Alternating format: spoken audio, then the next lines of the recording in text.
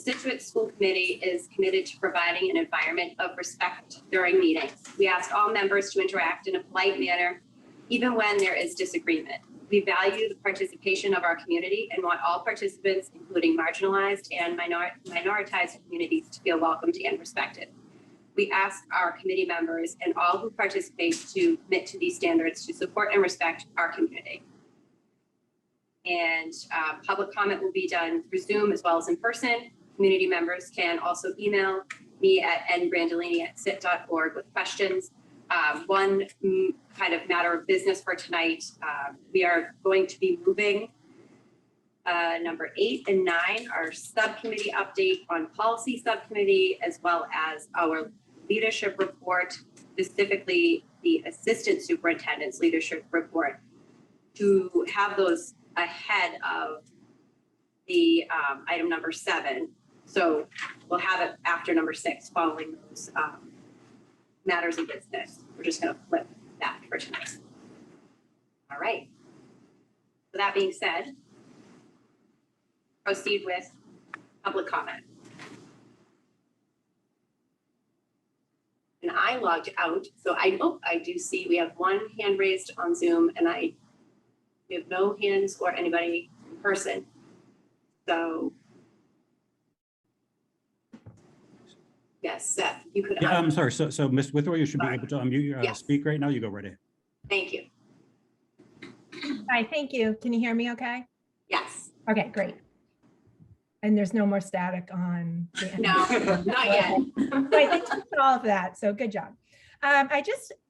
Because of the placement of public comment tonight at the beginning of the meeting, it's a little bit difficult because I actually wanted to talk a little bit about the Mcat scores, because I had looked ahead and looked online at the scores that are showing for Scituate right now. And it's a little bit concerning of what I've seen, as well as the AP test scores that were presented last month, and then a little more detail on those of the students that had scored in the lower 1 and 2s on that. So I guess I'll start with the AP test scores, and just from my own personal experience with my family, my daughter, who's a senior in college right now, and because she received some 4s and 5s on her APs, she went into college with credits, and she's able to graduate this year with an accounting major, a Spanish minor, and was able to study abroad in Spain this past semester, something that, you know, our family feels is important with that foreign language, etc.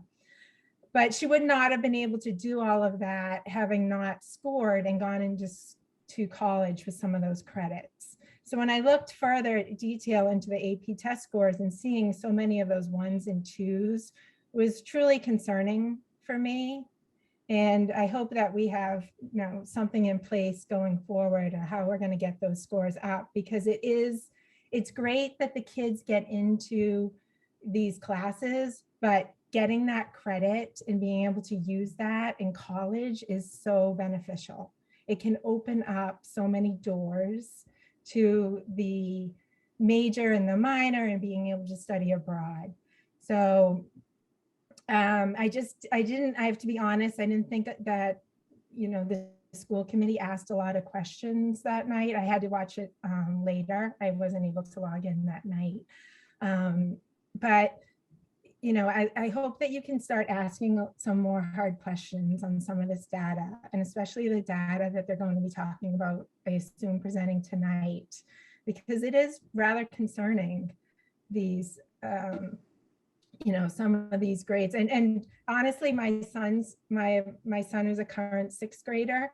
His grade actually at Hadley did the best in the district. So it's not a personal thing specific to my child, but I like to look at the whole picture and the whole district. And a lot of these scores for MCAS are concerning.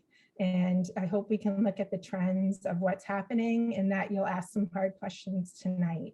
And, you know, just the whole schedule of what's going on. Are we using all of our time on learning appropriately? I know last year my son needed speech therapy. He's had speech therapy all of elementary school, and his speech time was during math. So he was missing math to get his speech. And because we had a phenomenal 5th grade teacher at Hadley who was an advocate for him, but it took a while. And she said, he cannot miss math for his speech. And so I just hope that we are looking at all of this time on learning this year and know what we're going to do to get these scores higher. We want to build this new elementary school, which is it's a big project for the town, but the community needs to get behind this. And they need to know that we are putting academics first, and it will be a priority to get our scores higher in the district. So I apologize that because of the timing of it that I'm speaking of something that's coming up later, but I just felt it was important to ask you to please ask the hard questions of this data so that we can all move together as a community and get the administration and teachers and parents and people in the community all on the same page so that we can move ahead and get our district in a better place academically. Thank you so much. Thank you, Ms. Withrow. And I encourage you after you hear the presentation too, and if you still have more questions or a question that you are interested in hearing more about, that you do reach out to Assistant Superintendent Driscoll to get anything clarified or added context to for you. Don't see any other hands raised. Virtually, you have no other hands raised. Okay. Good. All right. Recording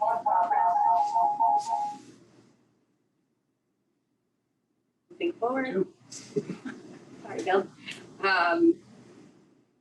So tonight we have our 2 new student reps for this school year here. And it is my pleasure to introduce Emma Rydell and Victor Bowker, who will be representing Student Voice at school committee this year. So if you guys want to come on up, you can come sit if you'd like.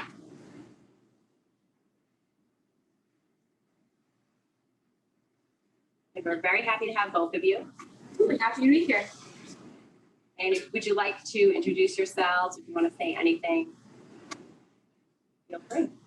I don't know, we're really happy to be here. Thank you guys for having us. Me and Victor were here at the last school committee meeting just to kind of feel it out. And we're really excited to be here. So, any extra comments before we start? Yeah, I was just going to say, my name is Victor. Again, I'm a senior here at Scituate. Emma is as well. We do various clubs and athletics and such, so I think we're very excited to be here, and hopefully we can bring a good view of the whole high school to you all. Would you like us to begin with our... I would. You just reminded me of one thing. I would also like to give you guys extra credit for heading to town meeting after our previous school meeting. We all noticed you there, so we felt like you really were diligent stewards of representing the students. So thank you. We're very excited to be involved. Thank you. We had a great time. I'm sure you did. The water treatment. It is very simple. All right, go right ahead. Alrighty, so I'm going to start with the first half, and Emma will take over. I think that's probably the most efficient way to do this. So over the past few weeks, guidance counselors have been working with college-bound seniors to better understand the college application process. They met in small groups in this very library and worked through all the requirements to apply. I personally went to one of those 2 weeks ago, and we talked about the Common App, we talked about Naviance, we talked about if you should send SAT scores or not. It was very informative. I'm really glad I went to that. They pretty much required it for all seniors, which I think is a really good idea just for anyone who hasn't begun that process to get a foot in the door, so that was awesome. College visits are in full swing, finally. They haven't been around for, I believe, 3 years since before COVID, with over 40 colleges visiting, starting late September going into November. We were also visited by the Massachusetts National Guard, United States Marine Corps, and the Coast Guard will be coming later. Marines also brought a SHS grad who enlisted last year, and that was really cool to talk to someone who hasn't been in for 20 years, but for 6 months. So that was amazing. This year, the school has offered a variety of new classes across all levels. There's AP Environmental Science, AP Computer Science Principles in person, who was online last year, AP Human Geography, Honors Pre-Calculus Accelerated, current topics in human rights, women's history, and stress management and personal wellness. I've spoken to a few students who have been taking these, and I know that they really enjoy them, especially AP Human Geography. I heard that's a very good one. Emma seems to agree with me. Model United Nations has been preparing for their first out-of-state conference in 3 years. They'll be heading to New York City for Empire Monk, sponsored by NYU. The second iteration of This Is Our House took place on Thursday, and I added some notes after we sent in your agenda, so let me pull this up. DEI Director Mr. Adams organized an amazing event last Thursday. Student artists were tasked with illustrating the vibe of the event. They all stood along the stage and kind of illustrated what was going on. Other students sang and some other students read poems. Overall, it was a great second annual event. I believe the middle school had that same event previous to that, and it went well with them as well.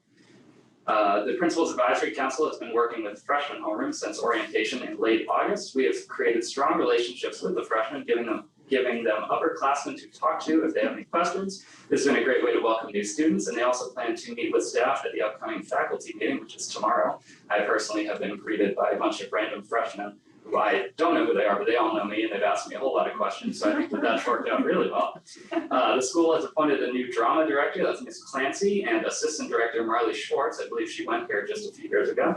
And auditions were last Wednesday for the fall play, which is actually 2 one-act plays, When Bad Things Happen to Good Actors, and Knock Knock. All right, I'll pick it up from here. So the Scituate High School's student-run newspaper is planning to launch their first news cycle within the next week with their new staff, which is really exciting. Each morning, the cafeteria has been filled with students preparing for their morning while getting some breakfast. This has been a welcome return to a morning meeting area common before COVID. The last couple of years, especially with COVID, it's been a lot more quiet in the mornings, but I literally came in this morning and there was minimum 50 kids in there, and they'll get super excited. The school still offers free lunch and free breakfast. So it's been a really nice thing to see back. Fall sports are back in full swing. All athletes are working very hard. And we had some stats from the 27th, but they're not accurate now, so I won't go through all of those. But we've been doing really well, and we're really proud of our student athletes and their dedication.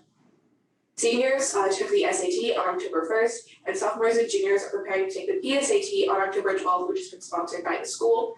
While many colleges are turning to a test optional application process, students are still working hard to prepare for these exams. The second annual homecoming week is being planned by student council and student government, with a club carnival and football game on October 28th, the dance the following Saturday, and official names to be released soon. The new staff members have been welcomed by both staff and students into the SHS community, along with transfer students and one student from Ukraine, which has been really interesting, and we've been really excited to have her. SHS practiced its first lockdown drill with the support of Scituate Police after the new safety training with great success. So that's kind of been the last month, I guess. If you guys have any questions or anything you guys want us to keep an eye on, we'd be happy to do so. So thank you guys. Thank you both. And I know we did discuss quickly the last time that, our meetings run long. Our committee on this speak for us, but we value your voice and student voices, of course. And so we want you to, totally respect that you have so many things going on and other obligations. So, but if you want to stay, however long you want to stay, and feel free if you want to ever, duck out quietly. We absolutely understand, but we want you to feel a part of the conversation here and, a part of this team as well. So if you ever want to speak on any particular topics on this agenda, you are more than welcome to. We'd love to hear from you. Anybody else have any questions or comments for?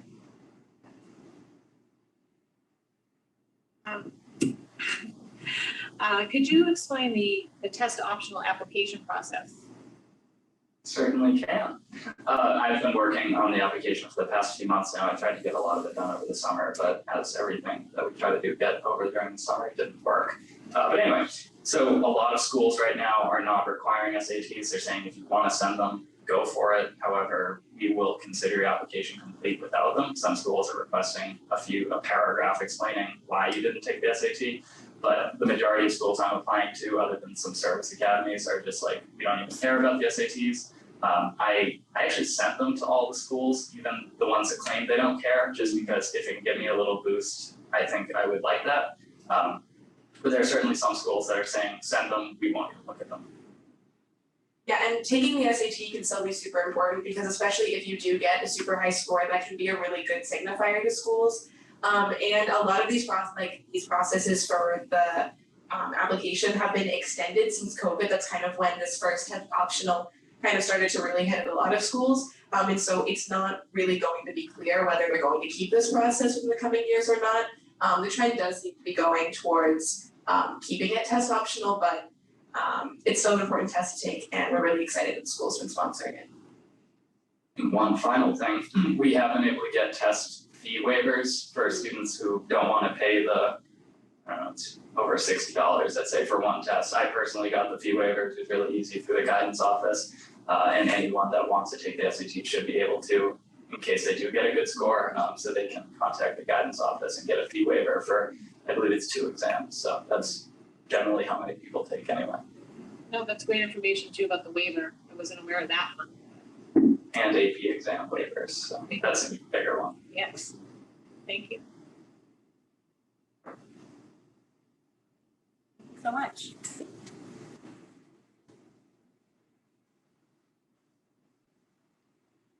All right, so acceptance of gifts, we have principal award.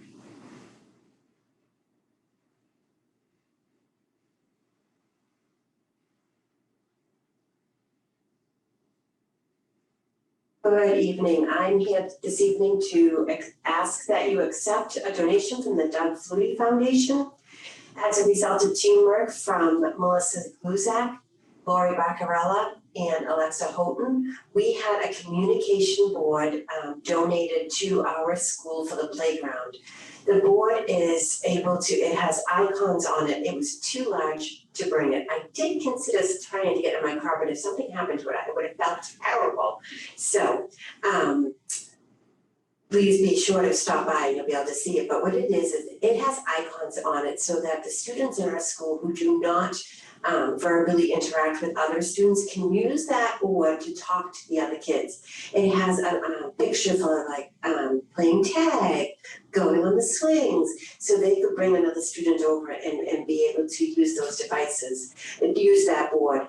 The board matches the devices that many of our nonverbal students use within the school. So they already know how to use it. And in our school, for instance, in kindergarten last year, all of the kindergarten students were taught how to interact with the other students who don't use words so that they could use their devices. And then this board again was donated. So Melissa Gluzak, Lori Baccarella, Alexa Houghton, and of course the Fuity Foundation has made this happen. So I would just ask graciously that we are able to accept the donation, and then next I'll work on getting it home.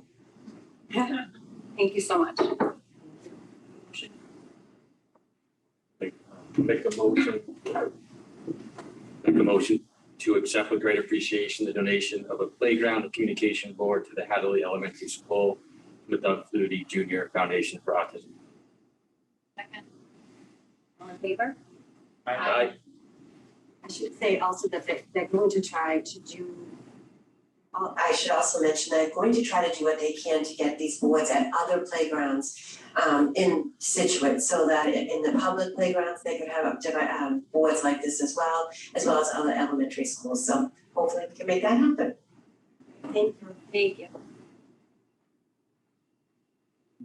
For acceptance of gifts by Dr. Dutch. Hi. We were looking to do some landscaping around all of our schools for the start of the school year, and determined that we needed 50 yards of mulch to do so. We approached Go Green Landscape Supply, and they provided us with 5 yards of mulch at no cost, and the remaining 45 yards at their cost at a discount, which was a significantly discounted rate. So we'd like to thank them for their donation and consideration. Great, thank you. We have a motion on Make a motion to accept with great appreciation the donation of 5 yards of mulch from Go Green Landscape, the Scituate Public Schools, in order to landscape the schools prior to the start of the new school year. Second. all in favor? Aye. Thank you so much, Dr. Dutch. And Superintendent Burkhead from the Service Master South Shore. Oh, okay, sorry, Dr. Dutch, back to you. Yes, we received a check from Service Master in the amount of $1,250 to be used for school supplies. When we asked the president of Service Master, Marlon Branco, what prompted him to send that along unsolicited, he said he wanted to show his appreciation for the reciprocal relationship that he has and his business has with the school district. We have a motion on Service Master South Shore. I make a motion that the school committee accepts with great appreciation monetary donation of $1,250 from Service Master of the South Shore to be used for school supplies. All in favor? Aye. Thank you. And we have Principal Beatty with the Hoffman family.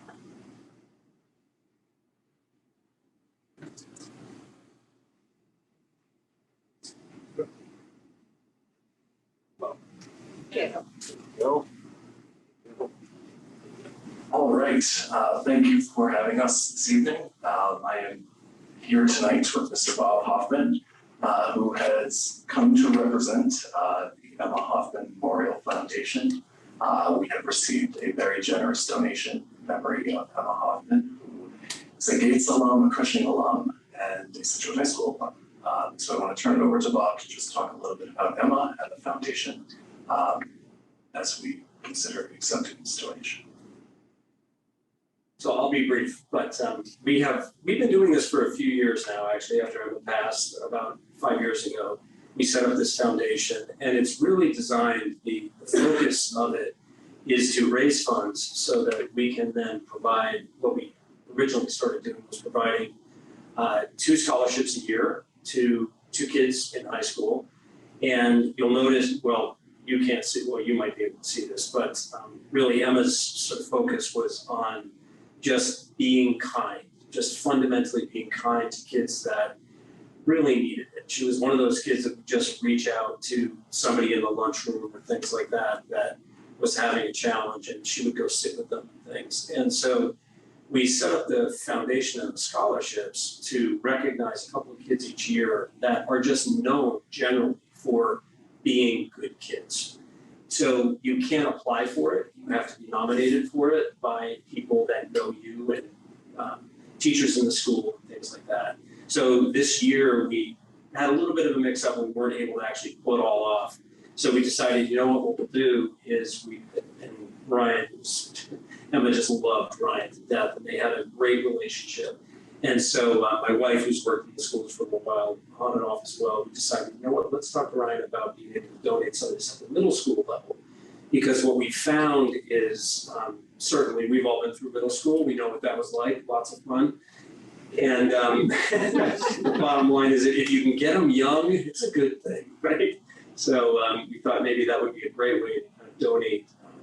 We donated a couple $1,000s, I think, here to put toward programs that kind of help kids at that age develop that muscle, right? Just that sort of simple muscle of just being kind to one another. So we do plan to use these funds at the middle school to honor Emma's spirit, to promote a message of kindness, and we ask for your approval in accepting this donation. Thank you. All right, I'll make a motion. I'll make a motion that the school committee accepts with great appreciation the monetary donation of $2,000 to Gates Middle School to be used in memory of Emma Hoffman to spread acts of kindness as well as to spread positivity to to those who are in need of an extra boost. Second. All those in favor? Thank you so much. Thank you. Thank you.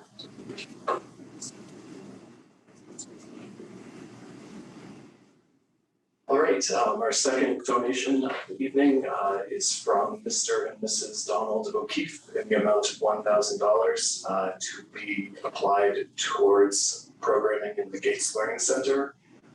They have made this donation before and we're very appreciative of their generosity. This year, the Gates Learning Center plans to purchase ADA accessible picnic tables for the back area, which will be able to be used by anyone, specifically though the little community that we have for our Gates Learning Center.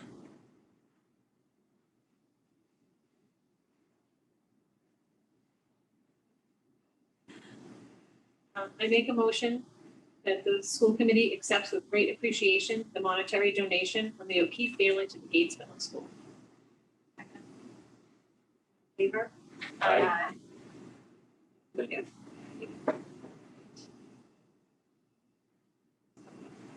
Oh, you're not.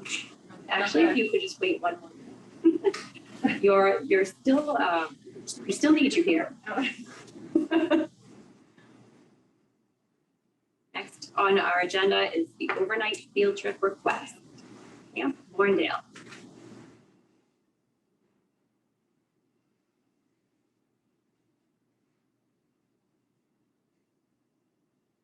All right, thank you for having me again. And every year we have the pleasure of visiting Camp Warrendale down in Plymouth.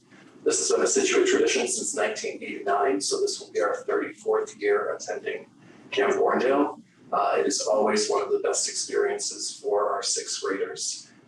In terms of the social aspects of it, this provides an opportunity for students to develop self-confidence, to nurture new friendships, social integration, promotes independence, cultivates an atmosphere of patience and cooperation, and ultimately boosts time and promotes independence. So we're looking forward to seeking your approval to go again. In terms of the academic component, the classes offered at Camp Warrendale are aligned with the Massachusetts state standards. And so students are exposed to a variety of hands-on math, science, art, engineering, all different pieces that are linked to the standards. They offer off-site and in-class learning, and they get to go on some pretty cool excursions while learning at the same time. In terms of the community involvement, we bring lots and lots and lots of chaperones.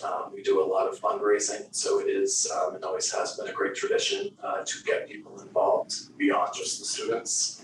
In terms of the logistics for this year, we're looking to go the 2 weeks after April vacation, so April 24th to April 28th, and then the second week for the second group, May 1st through May 5th.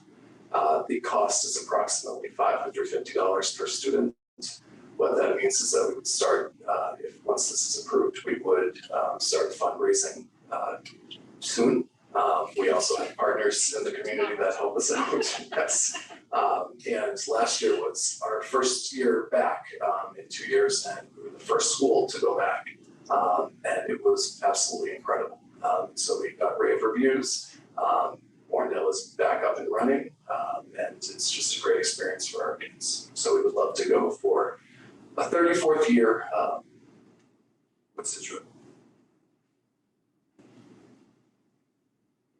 Camp Warrendale. I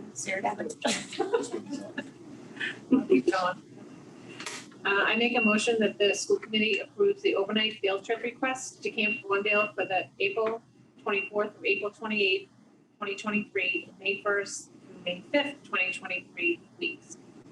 All in favor? Aye. Thank you very much.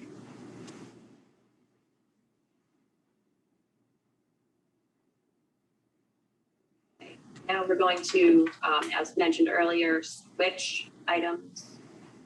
I'm going to jump to our subcommittee update, our subcommittee policy.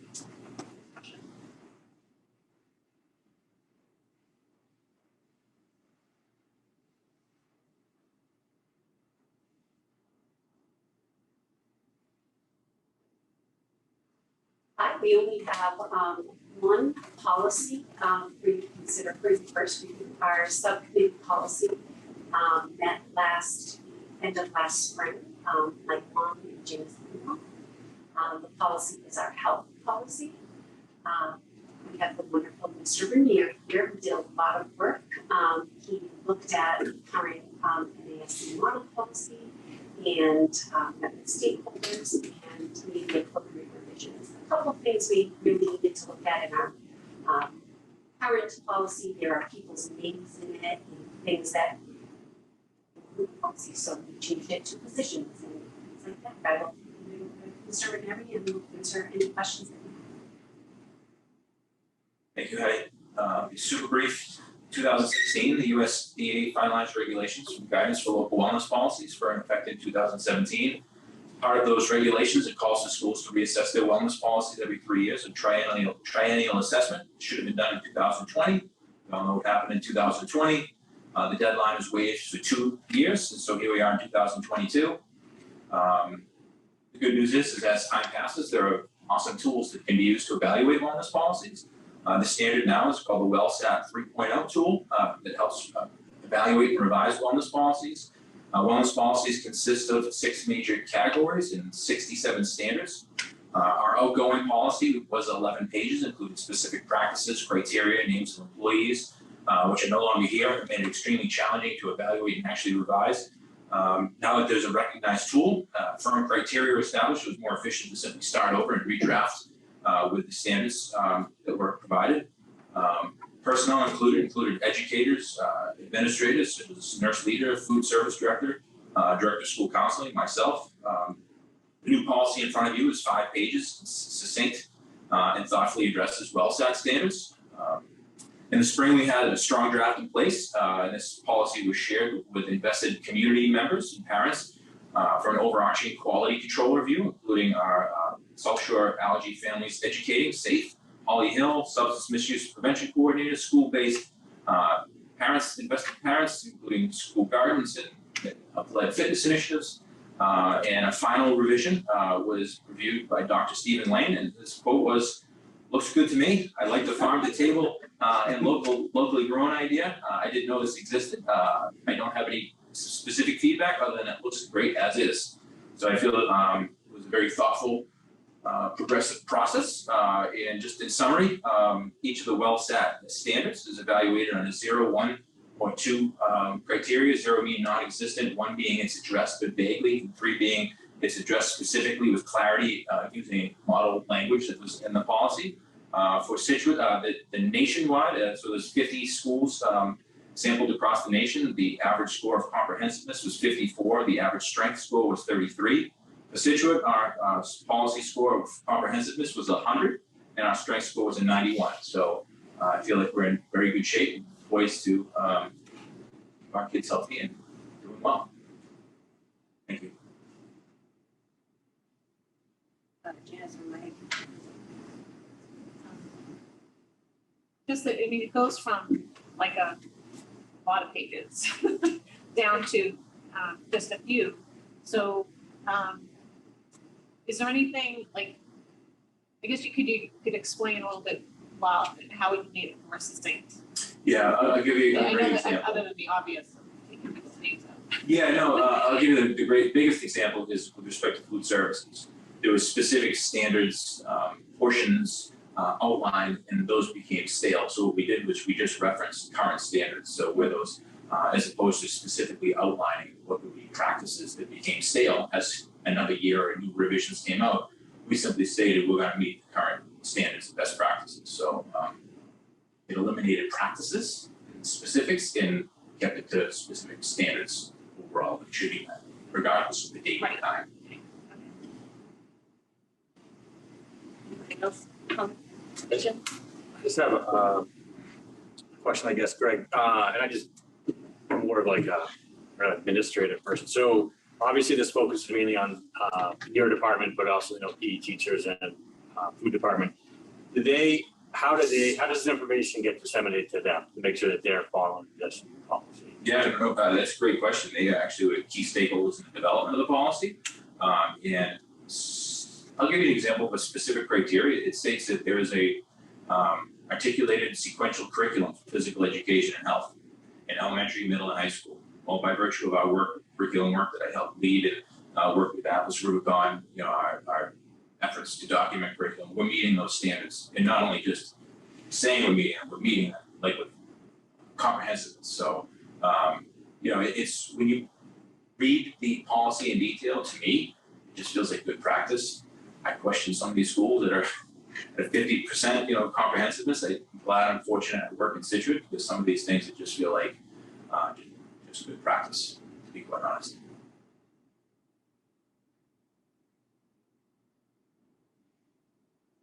Okay, so that was just our discussion. It was our first reading, so thank you very much. Well,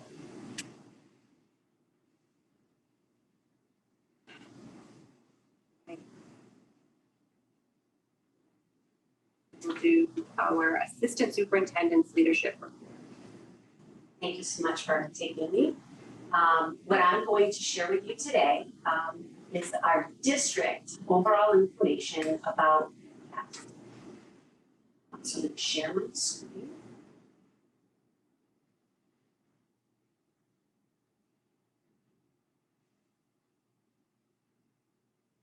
So before I share my presentation with you, I want to share what's public from the state. And some people may have already gotten into this or may not have.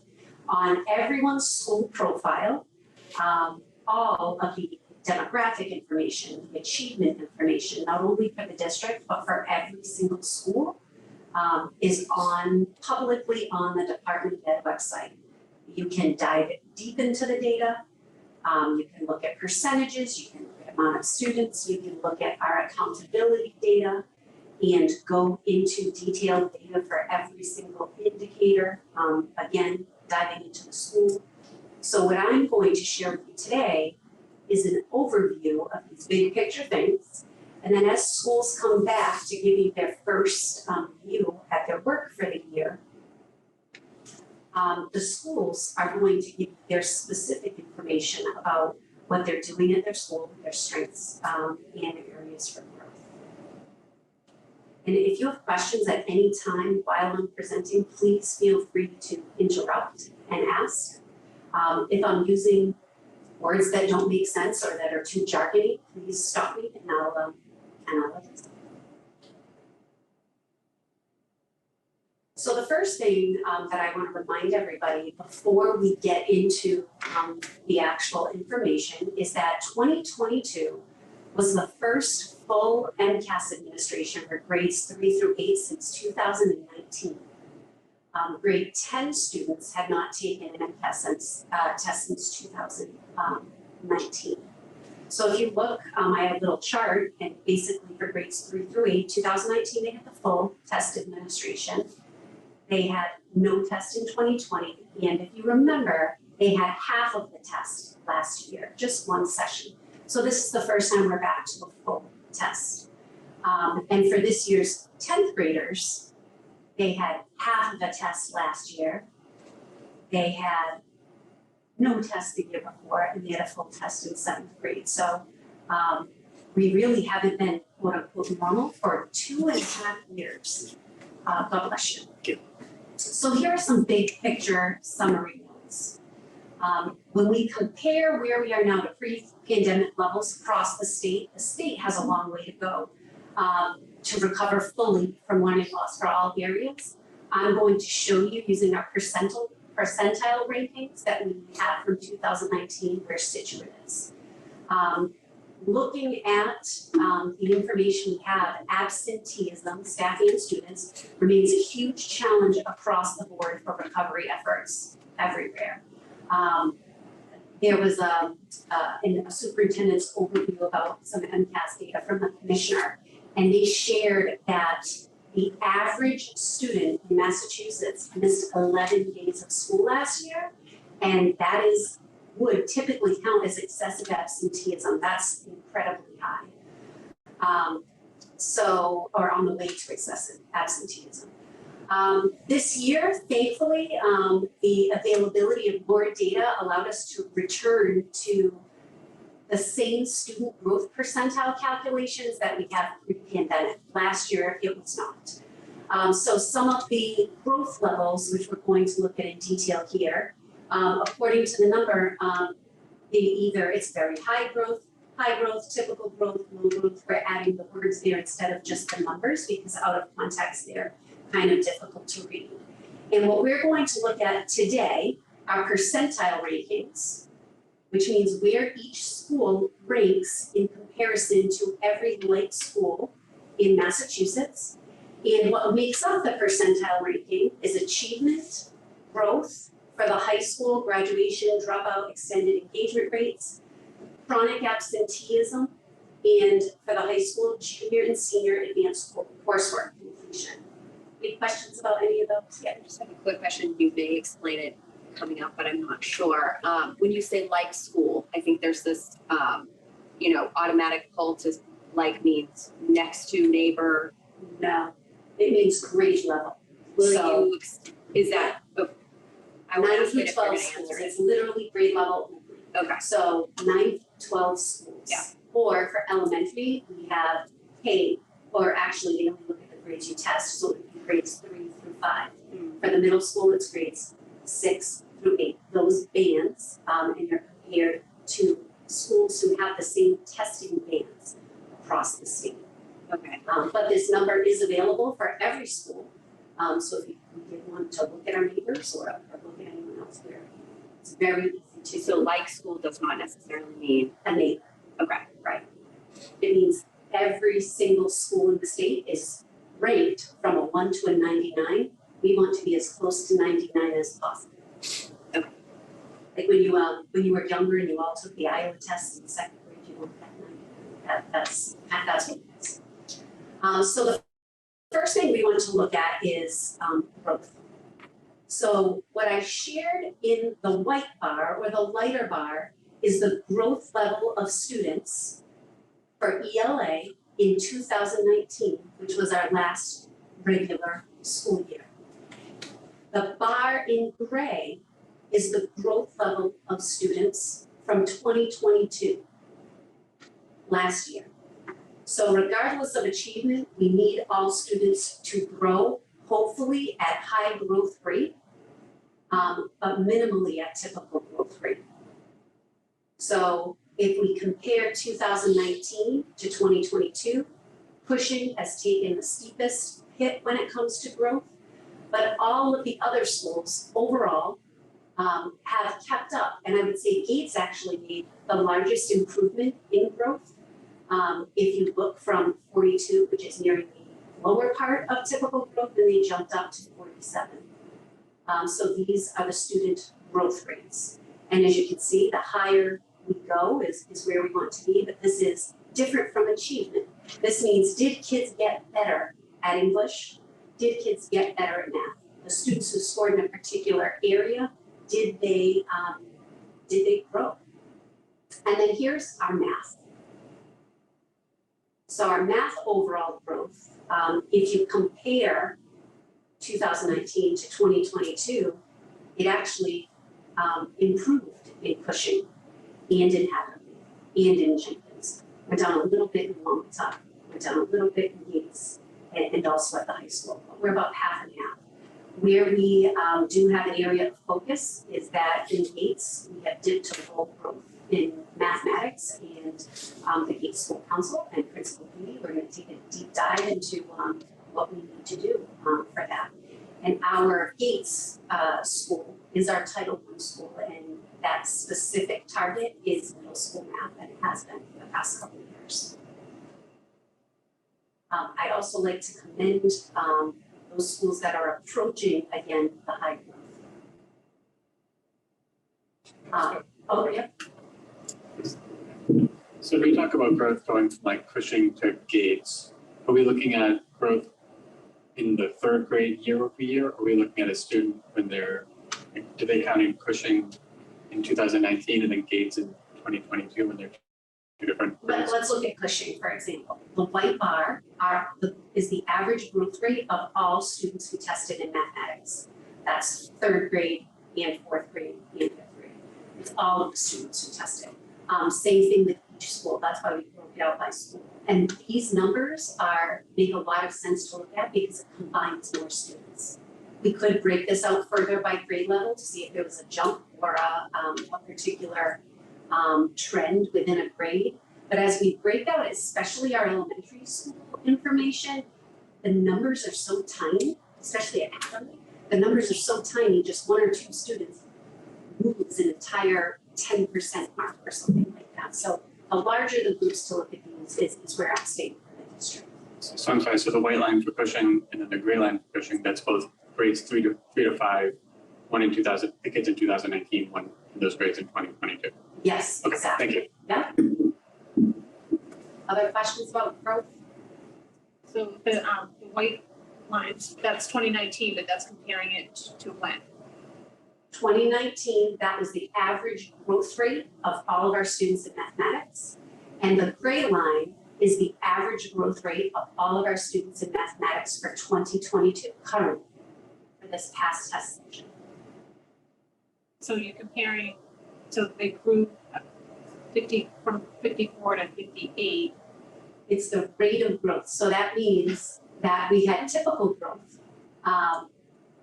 If you're in that light bar, they had a little closer to high growth this year. Those are different students that we're looking at. I guess, like, yeah, like, so what are you comparing? Like they had growth, but from where? You don't think.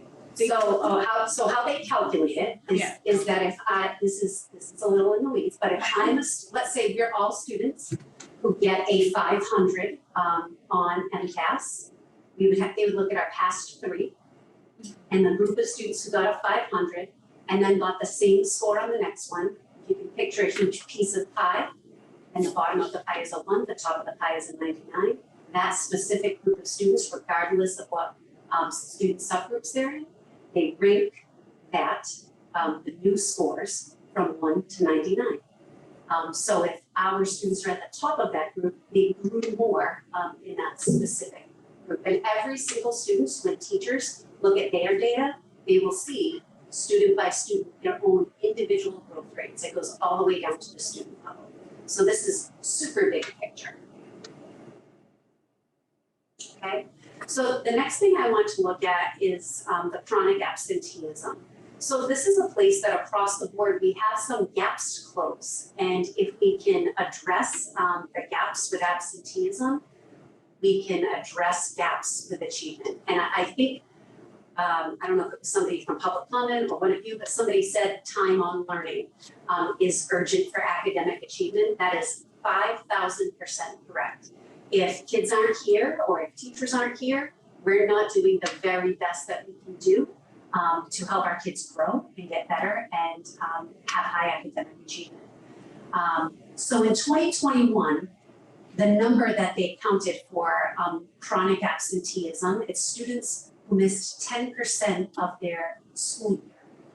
So in 2021, 7.7% of students missed 10% of their school year, which is about 18 days if you were here the whole school year.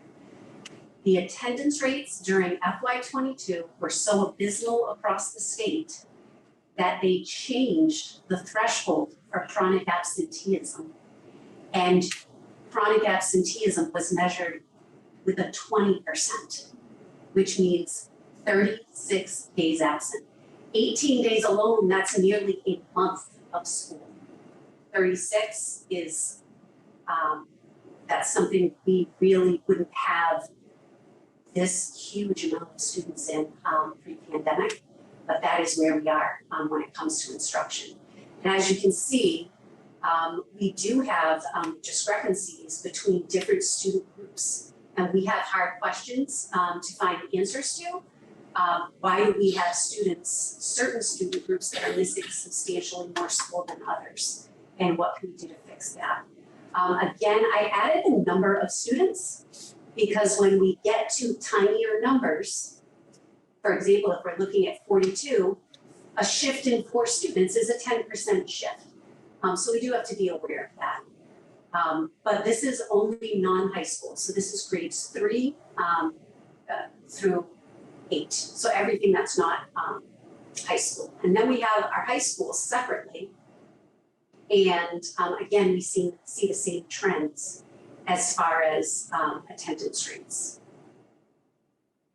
Questions about that? This is more of a for your information.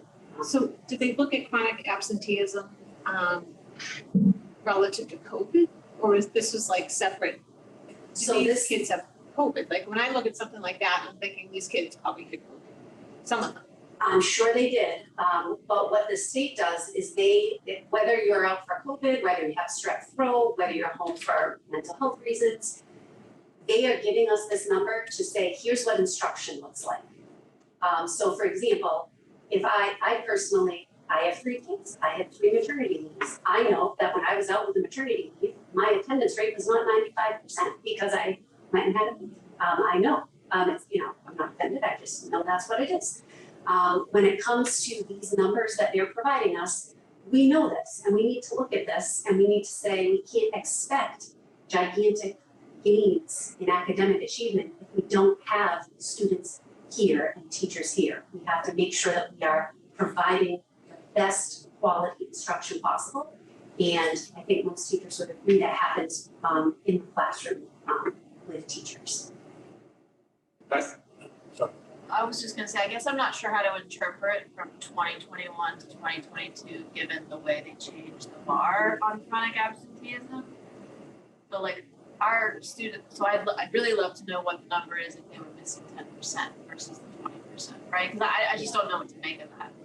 Well, why I'm sharing this is because this is what they used for our accountability percentile. So this is what they used to rank us. So we have to be aware of that. But I can tell you that when it comes to certain groups, there are administrators of particular programs who have pulled out exactly what you said. We don't want to look at, well, let's look at the 20%. We want to look at what does 10% look like and make goals this year based on ensuring that we don't want students to reach that chronic absenteeism.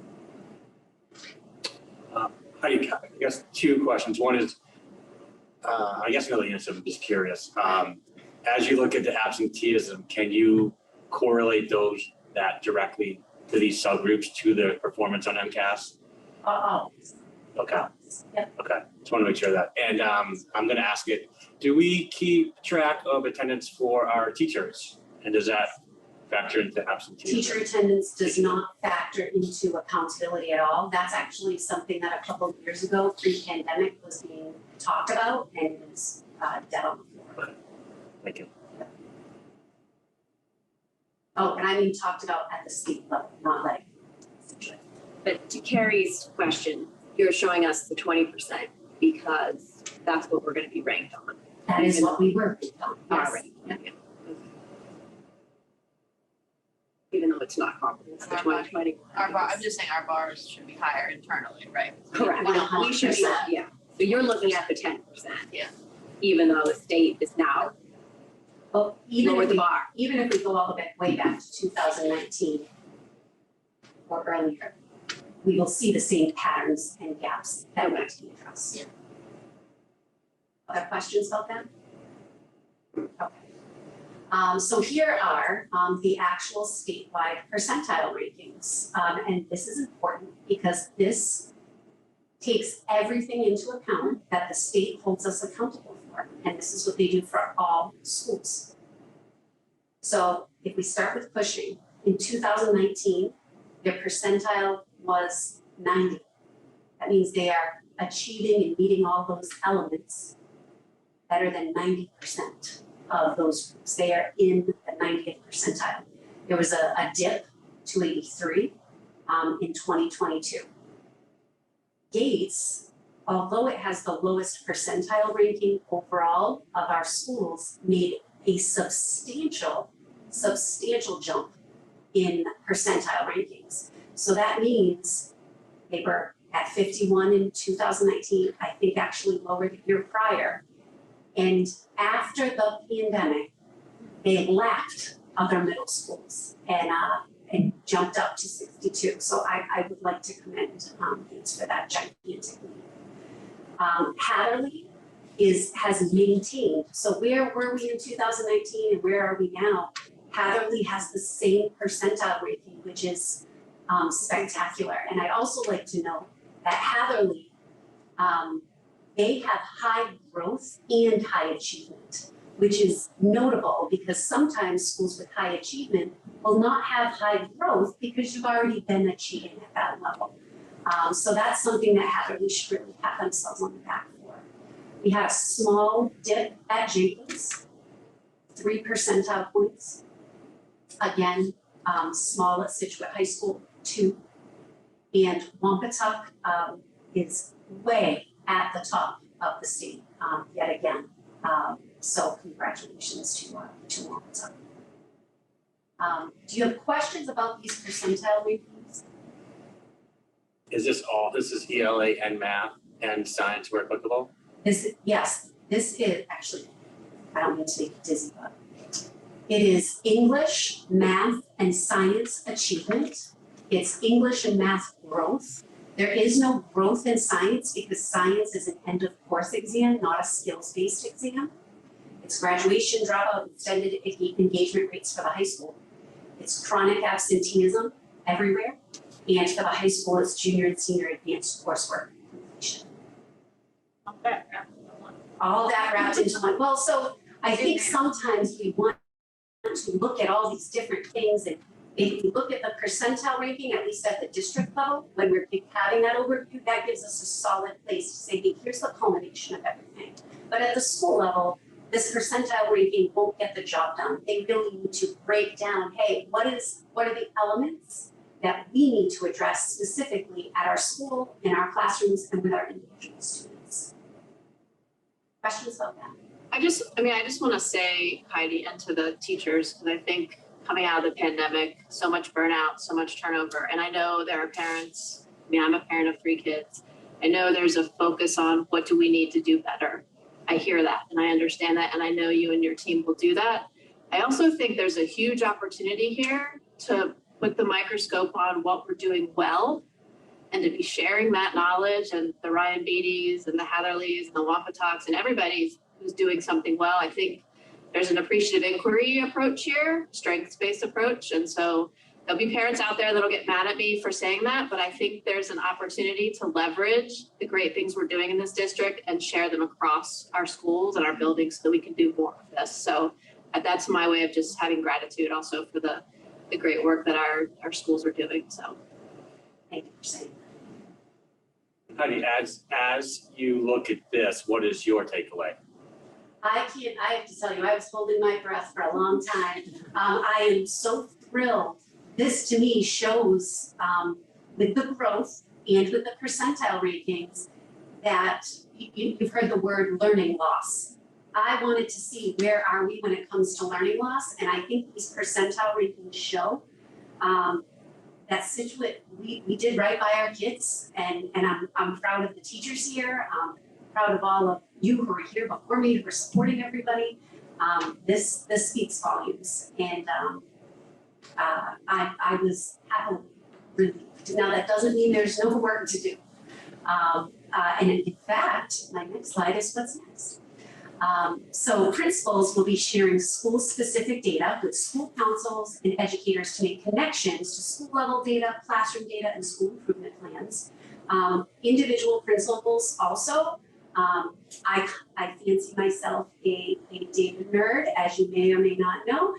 They have been meeting with me individually so we can go over and take a deep dive so we can find out what just individually look at everything all the way into the detailed data. So we're using all of the tools that are available to make thoughtful decisions and share appropriate information with all of these groups to help our kids.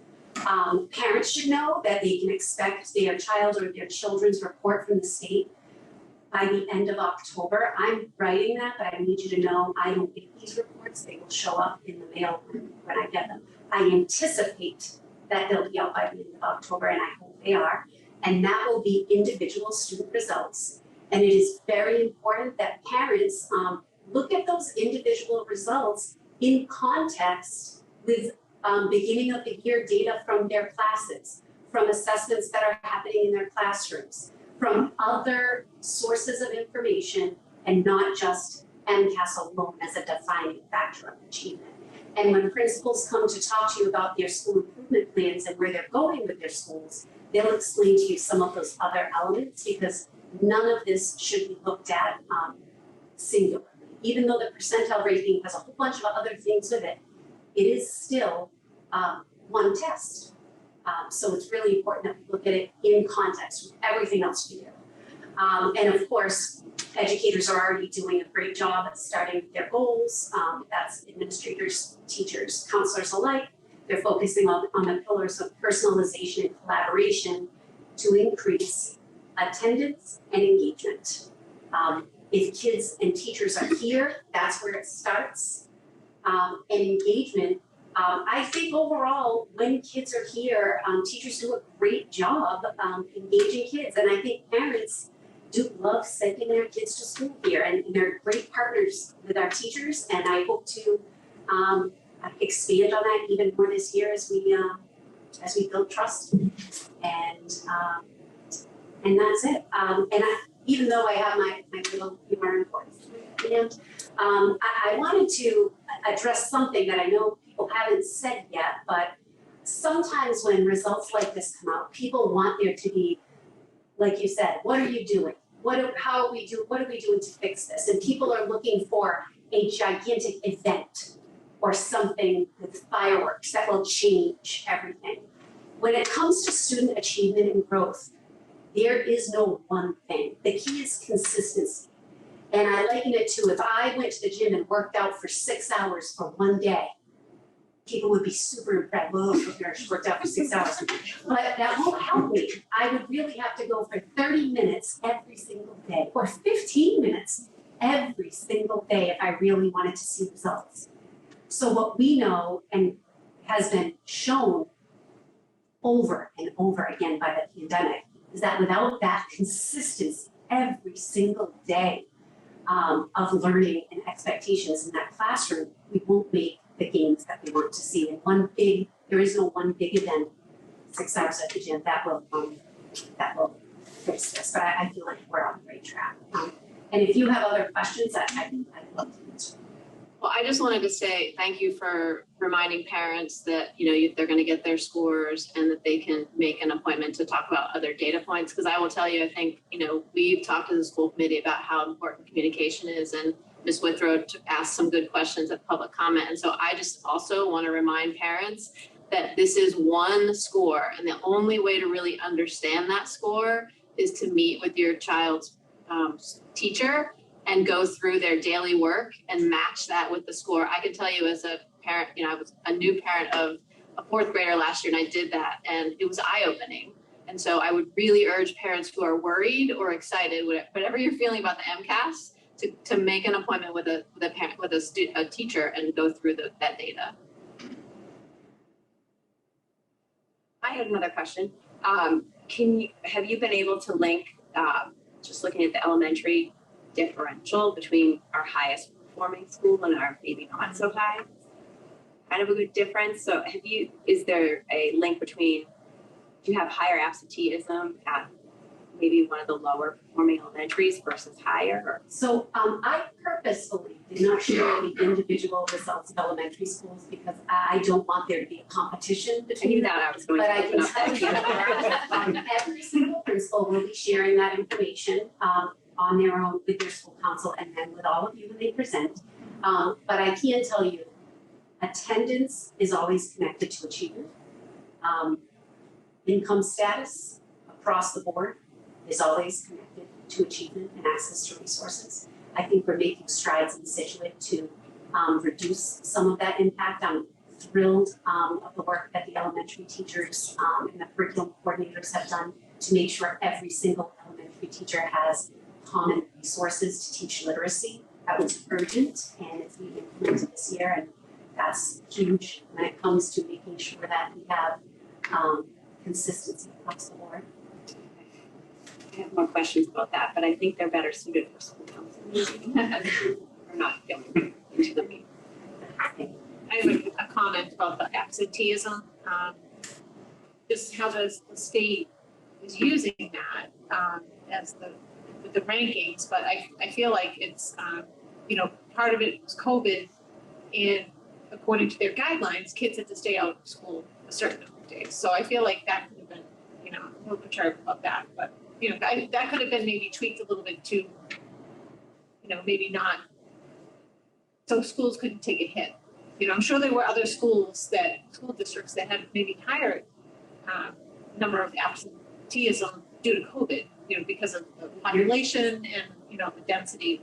Yeah, you're absolutely right. I don't think the number is to penalize a school district. I think it's to just show how much time on learning your students had.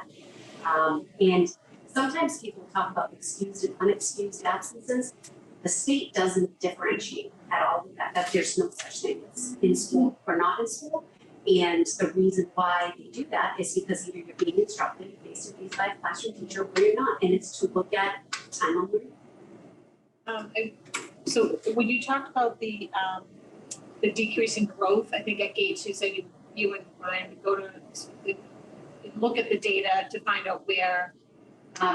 Gates, if I'm not mistaken, had an increase in growth compared to 2019, but their overall, the number itself, so than the other schools. You said you're going to look at where you're going to go back and look where you could be.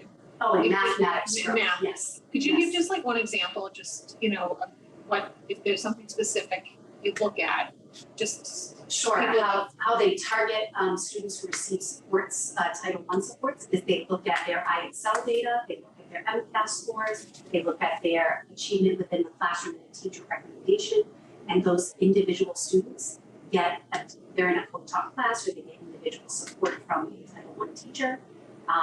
That is one way that they're addressing individual students. But when the principals break out the data by classes, and then when teachers look at their own students that they had, they are going to be able to make thoughtful judgments about their own instruction and then apply it to this year. That's not something I could ever prescribe or speak about because I'm not at the classroom teacher level. Teachers as professionals need to look at those and reflect. And the principals will give them the data that they need to do. Thank you. You're welcome. Couple of questions. First one, again, I'm going to ask it. I know that Mike referenced it earlier about the like schools that were compared to.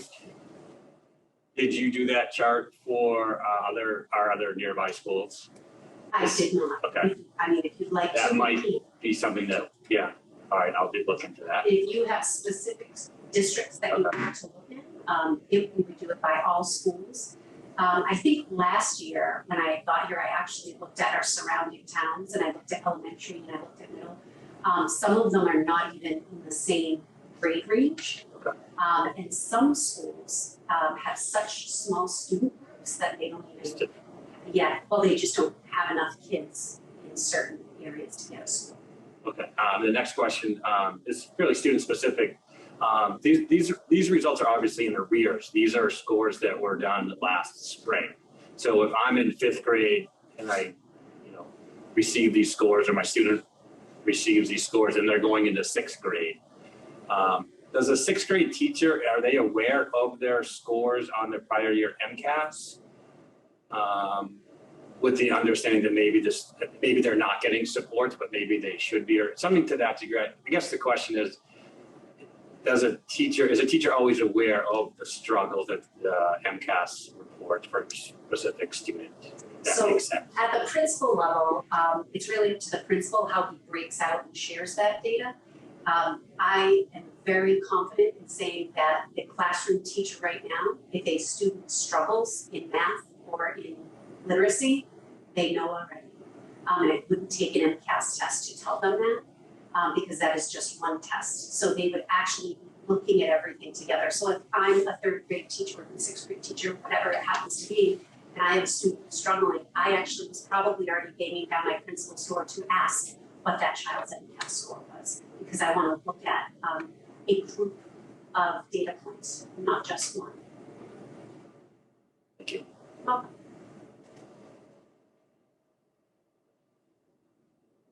So I thought your last point was really important because you're right. There's no fireworks. Here's how it's going to switch it on a dime. One of the great things we saw as a result of the pandemic was a lot of the ways that teachers adapted. Even like watching my kids when they were, doing classes from home, the way teachers did things completely different than how they would in the classroom. It was really impressive, and we saw growth through that. My son does like the online math program, and if he doesn't do it for 30 minutes a night, he freaks out. He's like, I didn't do enough. It's like, no, you do something else, but but at least in a couple months, can we start seeing some of those things that the principals talk to the school councils about, just in terms of, here's what we've done to grow, just so that all families can be aware of them, because I know there are some things that parents could probably do more at home to help their kids grow, but also being able to show some of the things that we are doing in the classroom, I think will help alleviate some of the fears or concerns that parents have when the growth isn't as high as this school, or some of the neighboring schools, and just help show, even if the overall percentile isn't that high, here's how the growth is going higher, to just help our students grow. The plan is for every single principal to come and address or present to you what's happening with their school improvement plan and talk about data overall, not just one element. So that is really why I didn't say, hey, here's all these different schools, because we don't want to look at a school's Mcat scores as if they alone define the school. We need to look at beginning of the year assessments. We need to look at all of the efforts that the school is making to remove barriers to learning. And the principals will share those with you and address those specific points. And I think even too, I think it was Brandolini's point, what our principals are looking at across the board to say, okay, well, Gates is doing this, we implemented in the middle school or the elementary schools or the high school, and all of a sudden it was a huge success. So I think seeing that cross highlighting sharing, best practices. yes, exactly. For sure, absolutely.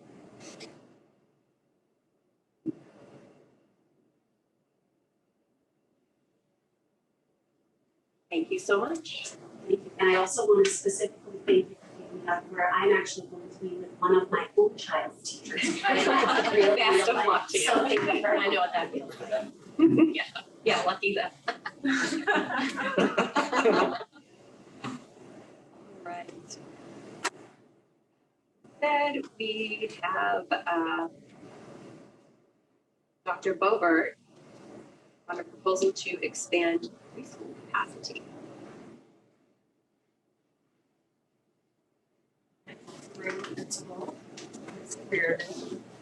Oh, okay, sorry. That's okay, I don't think it was. Thank you for being, for switching things up too. Yeah, no problem.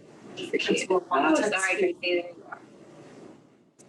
You need the mic, or do you want to just- Yeah, just so that anyone who's virtual can hear you. Am I putting on the PowerPoint, or are you gonna share my screen?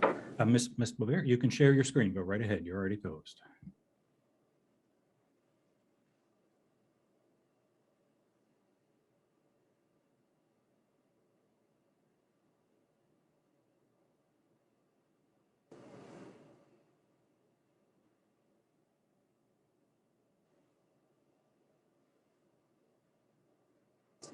Sure.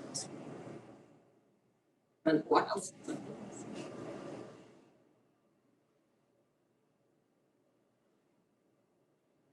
Okay. All right.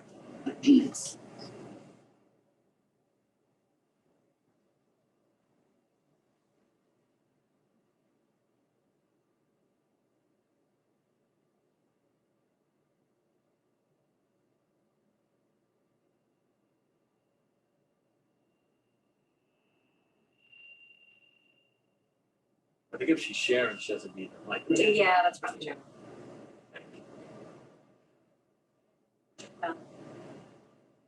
We'll go there. It's just because. Those are weird. It's on my full screen.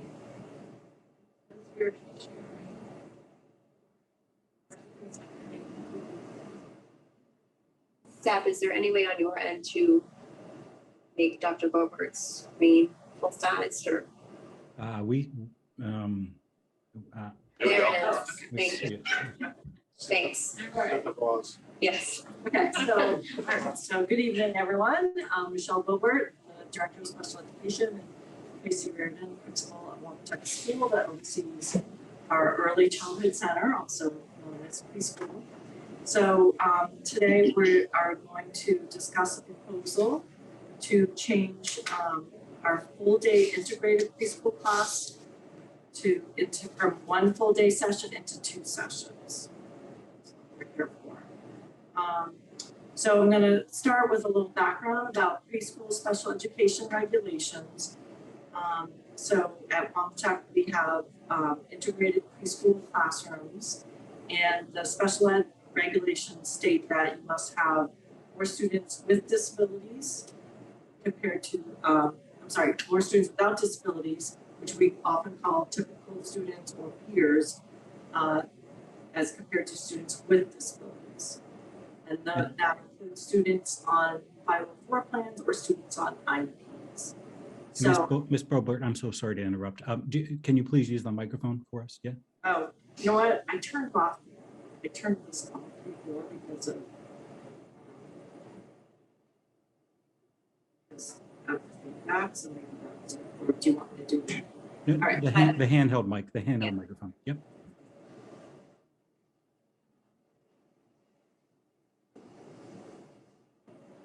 Can you hear me now? Yeah. Okay, sorry. That's great. Thank you. Okay, sure, sorry. So basically for our integrated preschool classrooms, we must ensure that we have more peer students compared to students with disabilities. So for a class size of 15 students, we can have up to 7 students with disabilities to 8 peers. For a class size of 20 students, we can have up to 5 students with disabilities compared to 15 peers. You'd be happy to know we don't do that plan, but that is allowed within the Department of Education. And the other thing to consider is that we must provide services to eligible students if they are referred to us from early intervention, that they have that IEP ready to go at their 3rd birthday if they're eligible. And then for other students that are referred maybe from their parents or other agencies, once we have that meeting, we have parents' consent on the IEP, we have to provide services. So the challenge with that is that students are added throughout the year. So as students are turning 3 years old, we get we have our evaluations, we have our meetings, but we don't know from year to year how many students will be eligible. So it's difficult to plan for that. We do get a list from early intervention, and they'll forecast out, and it's just a very vague list of birth dates, occasionally of disability types, for like a 12-month period, and that ranges around 20-25 students. And of those students, you know, a lot of times I would say 75%, 50 to 75% at the very least are eligible. But we don't know. The other challenge is that within those classes, the students that have the identified disabilities and students that do not, sometimes those students that come in as peers are later identified as having a disability. So they might have a communication disability, they might have a developmental delay, and then at that point, they turn from a peer to a student with disability that changes their disability ratios. And I don't really like putting labels on students, but that is like this, kids are kids. That's how the preschool regulations work.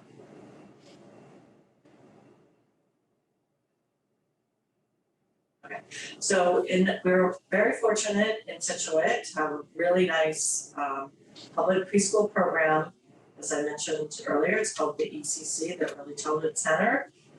We have 4 preschool teachers, multiple paraprofessionals. We have a full-time speech and language therapist. We also have a part-time early childhood coordinator and an occupational therapist that works within the ECC and also provides services to Wampatuck. In the district, we have a physical therapist who does a fair amount of work at Wampatuck. We have district-wide board-certified behavior analysts. We also have an assistive technology, a meditative communication specialist. So we have these specialists, and then we also have designated staff for our preschool program. Our classes run 4 days a week, Monday through Thursday.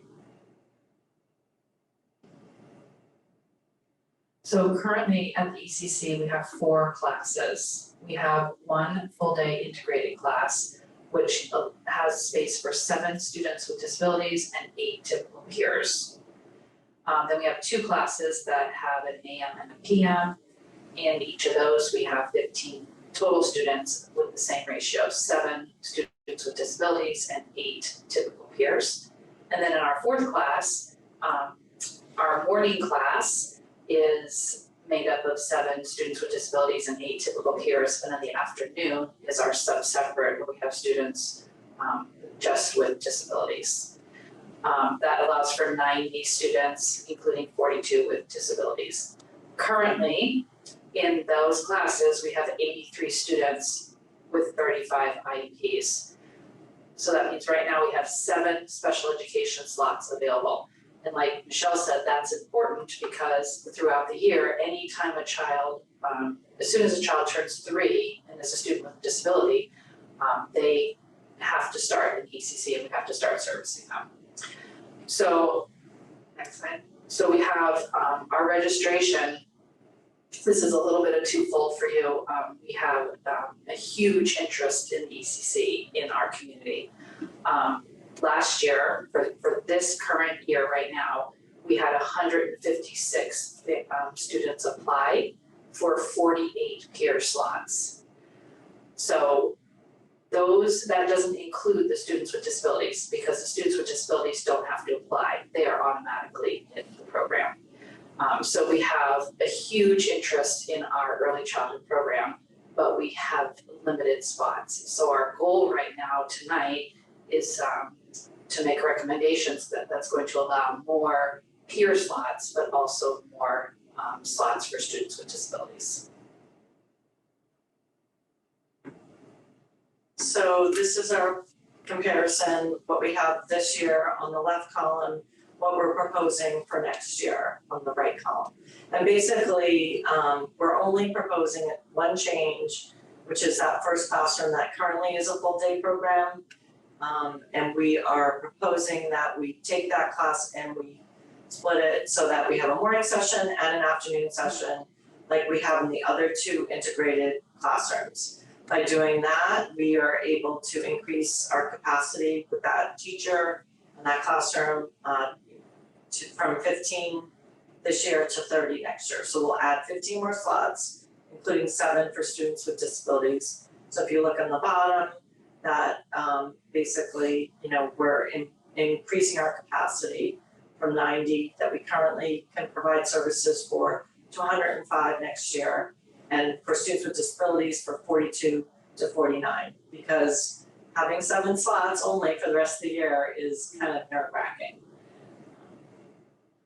The rationale for the change is, number 1, provide more services to more preschool-age children who live in Scituate. And like I said, we are very fortunate that we have a very high-quality preschool experience. A lot of families do want to send their students here with that wait list, when families find out that they're not accepted for either the half-day program or they often then have to make other arrangements.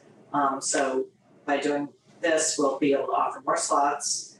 We're also able to make sure that we comply with the disability ratio and the class size regulations. So the last 2 years, I had to ask for a waiver from the department because the first year was COVID waiver that was at the end of in April of 2021. And that's because we deliberately decreased our class size to 10 and we had too many students with disabilities. And then last year, I believe we had 1 student that was a peer that became a student on an IEP, and so we weren't gonna, change that, have that student leave. So my goal is to not ask for any more waivers because they are very difficult to get, and we do want to follow the regulations, obviously.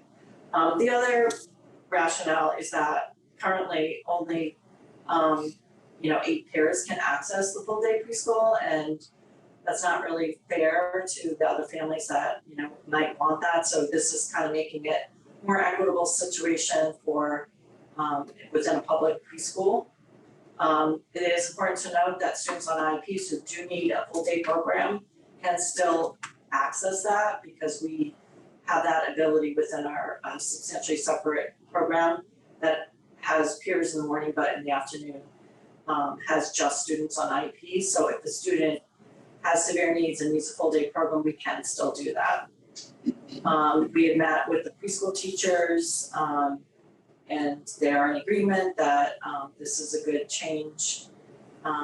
And the other thing to note is that this doesn't affect any of our current students in the full day integrated program because all those students will be moving to kindergarten. So this is just for next year, but we wanted to get this out there because they are going to do preschool registration soon. And we want to make sure that we can provide families notice. If there's any questions?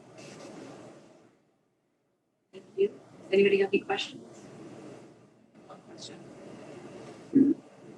You mentioned the sub-separate classroom with only the students with disabilities, so that you don't have to follow any requirement to have peers in the class.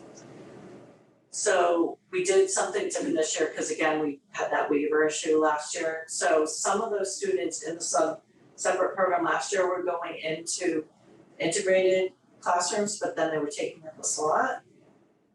So we provided sort of that inclusion within that classroom. So the morning is an integrated session.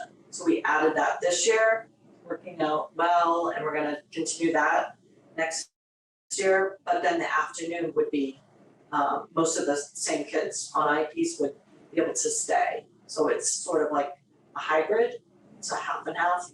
The regulations are you can have up to 9 students with disabilities, 1 preschool teacher and 1 aide without peers. So we're still well within that in the afternoon.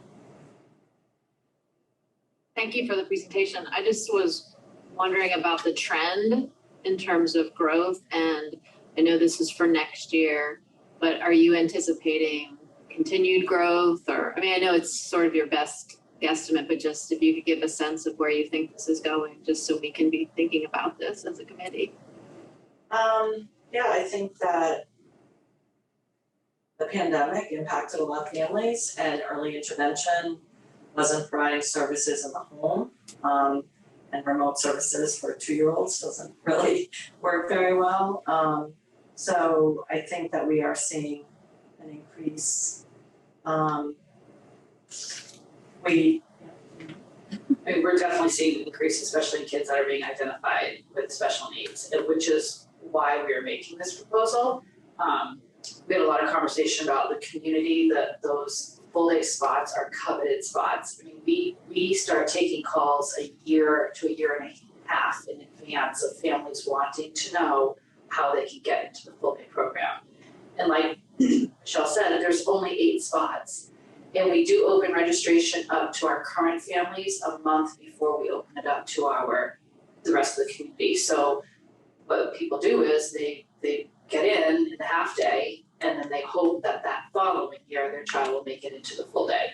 But we had 25 returning students, only 8 of those can get into that full day. So there is quite a competition for that. When we look at it, it's not a lot of gain because we're not being able to offer it to a lot of students. And then that does tie our hands a little bit with our IEP slots, the students with disabilities. So we're definitely seeing a much more trend. Like Michelle said, she's had to do a waiver the last 2 years because we've been out of compliance, which is, we don't want to be out of compliance. And according to my records, we had initial evaluations for 36 students in 2021, where 36 were found eligible, and then, initials, and then last year it was 41, but 21 still sort of in progress. So sometimes they started and then they haven't finished. So, I mean, it is growing. Thank you for the presentation. But just to recap, I think I understand it. So let me just reiterate, there's no full day. Those 8 families that did get access, now no families have access. So it's equitable from that perspective, correct? And the only full day option realistically is for the substantially separate classroom for those kids to stay in. Okay. Is there any change to staffing with this model? And it's still Monday through Thursday model. Yes. So, and I know you would never say this, but I will, this also generates some additional revenue as well. Well, the full day peers pay more than a half day peer, but I don't think it's twice as much. Gotcha. So, So it might be a little bit more. So we're losing the 8 full-time tuitions to gain some number of additional. You'll have 16, yeah, the 8 full day, now there'll be 16 half day. Right, so I don't know, I'd have to do the math, Okay. I don't No, think there's a lot of. No, thank you for clarifying that. I was just taking the number of the extra 60 or 19 kids and multiplying that. That wasn't accurate. Okay. No, it sounds, I know that we had been talking about it before, and I know that it was challenging to come up with an option that seems very reasonable. And we said that the admin and staff are amenable to these changes. We met with the whole staff and had this conversation, and they do all agree with it. The preschool teacher said it started as a pilot, but that it was supposed to be reassessed, but then and it never really did. So This particular model. the full day integrated preschool. So they think this is a good move. Great, thank you. All right, so I don't believe we're voting on anything tonight, just a first sort of overview. So expect we'll see it again. Thank you. Thank you.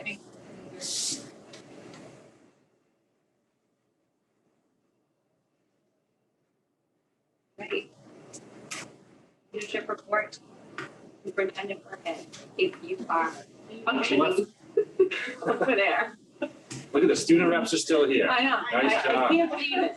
The loyalty. Don't you have homework to do? Don't be absent. Or tardy. Yeah. Actually, if you're tardy, you're considered absent for the day. Is that true? It's true, right? That's what they said. Really? Yeah. You're a solid report.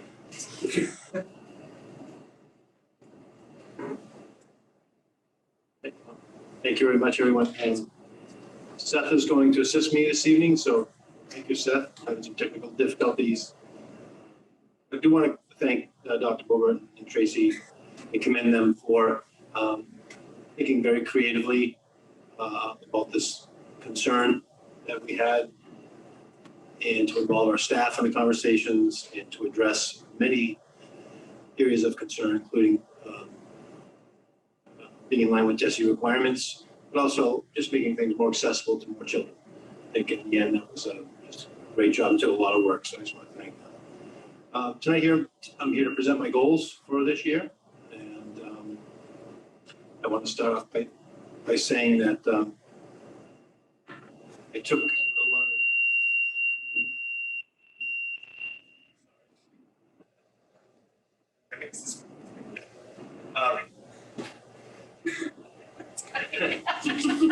these goals are based on obviously being 2 years in the district, assessing our current situation, data.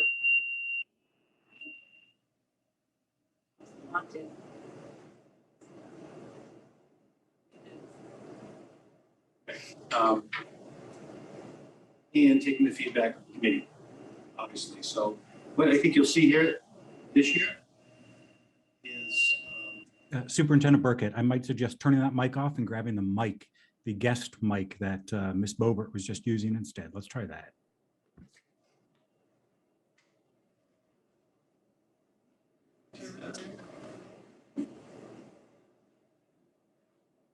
how's that? Okay, so all that being said, I think what you'll see in the goals this evening are a lot more specific goals that are broken down into deliverables and outcomes so that they're clearly measurable, and also almost double the amount of goals. So they're ambitious this year. I think that's appropriate and the right time to do it. So I'll begin with a little background to educate our community. Nobody stayed that last slide. I'll tell you that's perfect. Okay, thank you, Seth. So here's just a little articulation of how things work for our community. Basically, all our goals are interconnected. So the superintendent's goals, I start with student achievement, obviously is our highest priority. And the teacher goals is the teachers have the highest impact on student learning in the classroom. So their goals are aligned with the administrative goals, which are the principals. And then the superintendent's goals are aligned with the principal's goals. So they all feed into each other. They're all similar, so all the oars are in the water and moving in the same direction. Next slide, please. And as I go through this, if you have questions, please ask. But as I get to the actual goals, I'll just pause after each section for questions. And then I'll obviously at the end. So the goal setting, there are 3 types of goals that we'll talk about tonight. The student learning goal, which is how we impact student learning in the classroom from the district level. Professional practice goal, which is my own professional, personal growth as a superintendent. And the district improvement goal is big picture overarching goals to improve the district. I'll be evaluated by the committee in May on the following criteria or standards: instructional leadership, management, operations, family and community engagement, and professional culture. Next slide, please. So we are continuing year 3 of our 2 pillars as overarching themes. These will eventually be replaced this year when we get into our strategic planning and get more specific overarching objectives and a vision and mission. But I kind of summarize these into a couple of bullet points just to reiterate them. As a home away from home, this year's theme is "You Are Important." And you'll see that tied into a lot of what the presentations will be this year, and focusing on the second bullet tying into "You Are Important" is everyone, every single person, starting with our students most importantly, and then every other adult that comes in contact with our students, including our school community, has a seat at the table, is treated with respect, and treated fairly and appreciated. So if we can do all that with 100% of all our people, we will have the best school district in the world. Number 2, culture of excellence. Academic and personal excellence is an expectation for all, not a hope. Everyone's entitled to that, and everyone's at a different place with that, so we'll talk about how we get there. Also, our goal, as you'll see moving forward in our strategic plan, is to define what that is. And I want to do that with the entire school community. And the last piece is our collective responsibility to ensure we all do whatever it takes to support each individual student. So it's a community exercise. Okay, thank you, Seth. Yep. So the first student goal, and I have 2 this year, is to collect, assess, monitor, and show continuous improvement year to year at each school on the following 3 drivers. So I broke this goal down into 3 drivers, and I'm going to jump to the bottom bullet on each of these, just going across, because this goal feeds into the second goal, which is the development of our strategic plan, which is a huge undertaking, but a wonderful opportunity for our school community to really set specific goals and vision for our district. So these deliverables and outcomes under each of these drivers are going to be helpful for that. And this will be shared with our community as we develop those, so they have information to make those informed decisions. So this first one, it was nice having Ms. Driscoll go first. She talked in detail about the accountability percentile. What's nice about this, it accomplishes 2 things, I think. It's one number. As you saw, it's easy to see and compare from year to year from each school, and from school to school, and from schools in our town to other towns if you'd like to do that. All right, so it's one number. But it encompasses, the second important thing is that it's not just an Mcat score. We've heard that talked about tonight. We're more than that. We evaluate and assess our children more than that, whole child. And this is what the state holds us accountable for. So it's a really good and vital, I think, appropriate tool to measure ourselves. So you've got everything here. You've got achievement in math and ELA. Again, it's a review from what Mr. Driscoll talked about. Growth in math and ELA. That's for all grades. And then high school only it's in more detail here. It's a 4-year cohort's graduation rate, which is extremely important. Extended engagement rate, which is your 5-year graduation rate for those kids that take 5 years, but also do receive their diploma, in the annual dropout rate. And we talked about attendance and attending school and staying in school. That's a big one for the high school. Next one ties in nicely with chronic absenteeism rate. And the last one is advanced coursework and completion rate at the high school. So the AP courses we're running and the advanced courses that we're adding the end of this year. So looking at that. So all those things are considered by the state, measured, and shared with us. Again, in an earlier presentation, all those numbers were shared. They're on public display. And the goal is to improve on those each year, very specifically. So the outcomes is for each school to continue to improve their ranking each year. Now, certainly it's going to be harder for something like Mcat, we're at 96 and then 95. So there's a little challenge there. But we have high standards and we want to improve, so that would be the goal. And the second one is to use this data to inform our strategic planning process. The second driver is, and again, I categorize driver 1 as more academic. Driver 2 is going to be social emotional, and driver 3 would be equity. Trying to cover, again, the whole child and all they do. So the second one in deliverables, partnerships and education resilience. This is our peer assessments that you heard about. And during this year, I want to thank Mr. Neary, who spearheaded a lot of this, all our volunteers, that for the first time last year, we developed teams at each building and a district team. That's the key piece. The district team makes sure to tie all the other schools together. We talked about best practices, sharing information, sharing what's working at each school. This happens in this process. So we take that data and we share it. And the second bullet is the scale that each school uses to assess the kids. So we're going down to 3rd grade this year, 12th. And they measure how kids feel about belonging, including trust, empathy, relationships with peers, adults. So what this means, each social emotional development group will meet, look at that data, and they come up with action steps for each school specifically, and in the district to improve that, so more kids feel a sense of belonging. The outcomes for this will be data to support increased student sense of belonging. One example of this is last year we gave the thought exchange conversation, I call it, an early survey, because it's better than a survey. And we had our teachers turn up in respondents to that. So an example this year would be, we're working on this now, is to come up with a question. We had one last year, which you feel connected or belonging to some individual or place in the school. And it was interesting to see the difference between what the parents thought, what the teachers thought, and triangulate that with what the kids thought. They were all very different.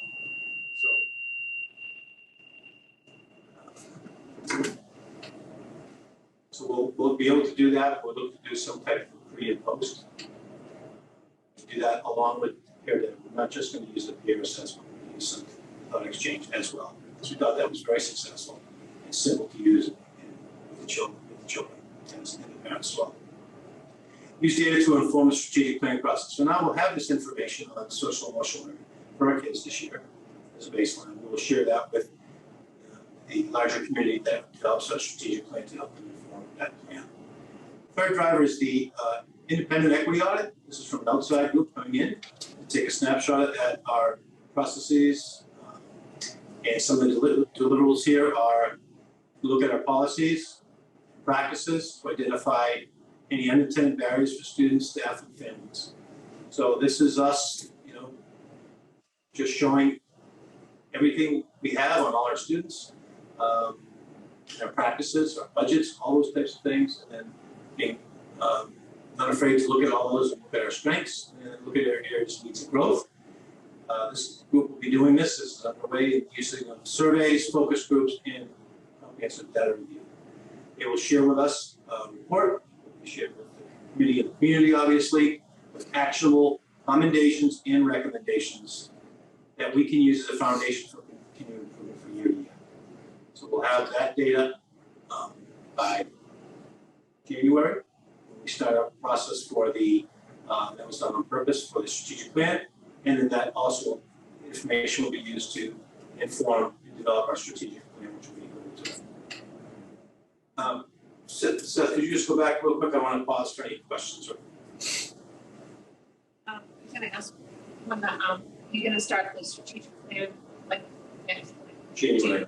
Yeah, so purposely, we had the equity audit from August to December. So we made sure we had that data, and the strategic plan process will start in January, and we'll have a strategic plan in place for June. Is the group doing the equity audit, are they defining any unintended barriers, or is that coming from, I'm just curious how they're thinking about that term, you know? Yeah, that's my term. Oh, okay. Yes, so they're gonna give us the information. Okay. And we're gonna use that. My intent was to use that to see where the barriers are in the strategic plan and identify and fix those. Thank you. Cool. Under Driver one bill, are we only looking at the state measurements, or are we also looking at some of the internal measures that we do? Yeah, great question. We'll use all our internal assessments as well. Sure. Seeing more questions. Next slide, please, Seth. Speaking of ECC, those are first day of school for 3 of our chargs in the ECC. Goal 2, oversee the engagement of stakeholders in the development of new 5-year strategic plan. Obviously, it's hugely important. This will guide our work for the next 5 years. It's also a unifying event where all stakeholders in the district will have a say in the vision and future of our education, defining key terms, for example, academic and personal excellence, things like that. So what's this look like? Again, we have an independent agency because we want to be equitable with this work. We want professionals to come in. This is usually a lot of retired superintendents that have gone through and done these before. I know some of them personally. I think the group we're using, I hold in high regard. So we have some professionals that have done this within schools done very well. Because it's a complex process. So we'll have the outside group again, shine a light, which is the best disinfectant, transparency, and we want all voices to play a role in this plan. And we want to create some, this is a lingo right from them, strategic objectives, obviously, initiatives that we may not have that will address some of the data and issues that we find and barriers that we mentioned. Outcomes, okay, what are we going to use to measure the success of these actionable items? A new district mission statement. We can all agree on, great timing coming out of the pandemic to do this. And theory of action, an if-then statement. If this happens, then this happens. And define academic and personal excellence. So that's a big undertaking, huge undertaking. That's also exciting. Having that document as a living, breathing document, I think is going to be huge for this district. And it comes at a really perfect time, we think. The outcomes for this will be the school committee approval, obviously, of this plan. You'll be actively involved as well. And I just wanted to give an example of thinking ahead now. Okay, what happens after we have the plan? Because it will not be a document that collects dust in somebody's bookcase like I've seen before. So we're already thinking about how we would use this. So for example, in the summer of 23, this next summer, we want to have student learning goals that align directly with our strategic plan objectives, already lined up and ready to go with action steps and the definition of academic and personal excellence done, how we're going to measure those for students. So again, we want to be ahead of the game so we can start this work in the summer instead of in the fall. Any questions on that slide? Okay, seeing the next slide, please. Okay, that picture was taken at Juneteenth celebration, actually one of my favorites. Maybe my buds there. They probably forgot who I am, but I'll to participate and complete year 3 of the Mass Association of School Superintendents New Superintendent Induction Program, which is referred to as NSIP. Bless you. This is my 3rd and final year in the program. They're going to miss me. I think I'm the top 80% of the class. So I need attend all sessions. I have great attendance, so I'm doing better than in high school, and complete all their assignments. It's a lot of work. It's great work. It's been really powerful and helpful. So I want to thank the committee for approving me to do that. It's really been awesome. The coaching part has been great.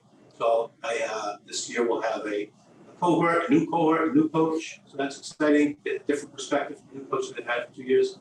And outcomes will be, I want to step this up instead of just sharing agendas and things like that. I want to apply what I learned this third and final year into our leadership groups. So I'll be able to share evidence of, for example, we do problems of practice. What's a problem you have with your district? There's a solution and process to do that and to involve other people. So I want to take that process and I want to apply that into our practice. So that's the first goal, and I'll share with that when the time comes. And then obviously completing the program successfully. Next slide, please. No, what happened? Just curious. What happens? Just curious. Is there an NSIT program like 2.0 that, or is it just kind of end? NSIT just ends. It just doesn't. Right or wrong. Yeah. So, but I will say to follow up on that, what that program has done is allowed me to develop a network of superintendents. I've got multiple text groups, for example, for different problems and questions, and that's really been a great thing. Plus the Lighthouse group, which is a local group of superintendents who have become great friends and allies. So they have a huge network right now that I'm very confident with. So that's been the biggest takeaway. So moving on to our district improvement goals. Again, an extra one this year. First one is to guide the district through the year 2 of the schematic design and feasibility study phase of the MSBA Hadley School project. Last year, I completed phase 1 as this goal. So what's the deliverable? There's a lot of timelines and work that have to be met and kept. And I commit to making those benchmarks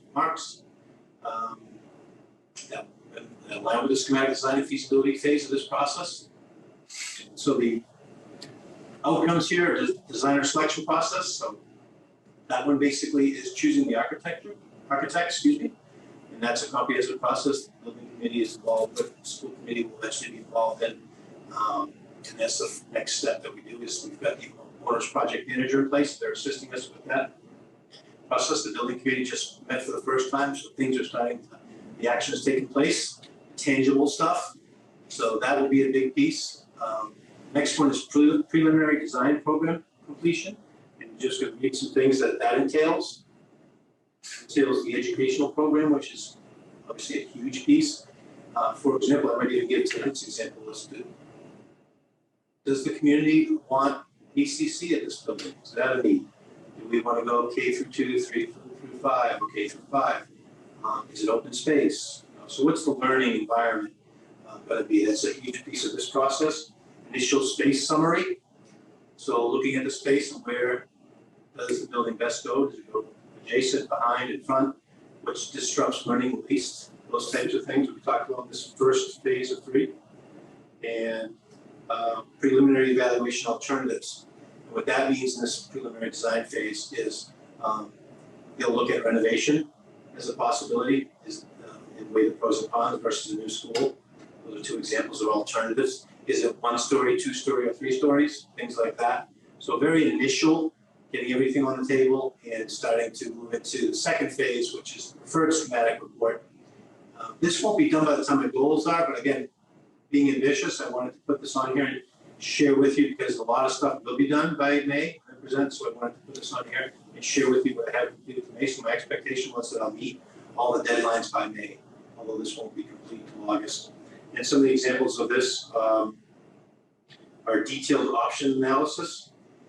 And what that is think of a giant grid. On the left side, they'll have a lot of examples of traffic, for example. They'll put all the variables in there. So is the one building school in the front of the current location better with traffic? Is this building of 2 stories versus 3 stories better for our academic learning? So all those conditions impact on the neighbors.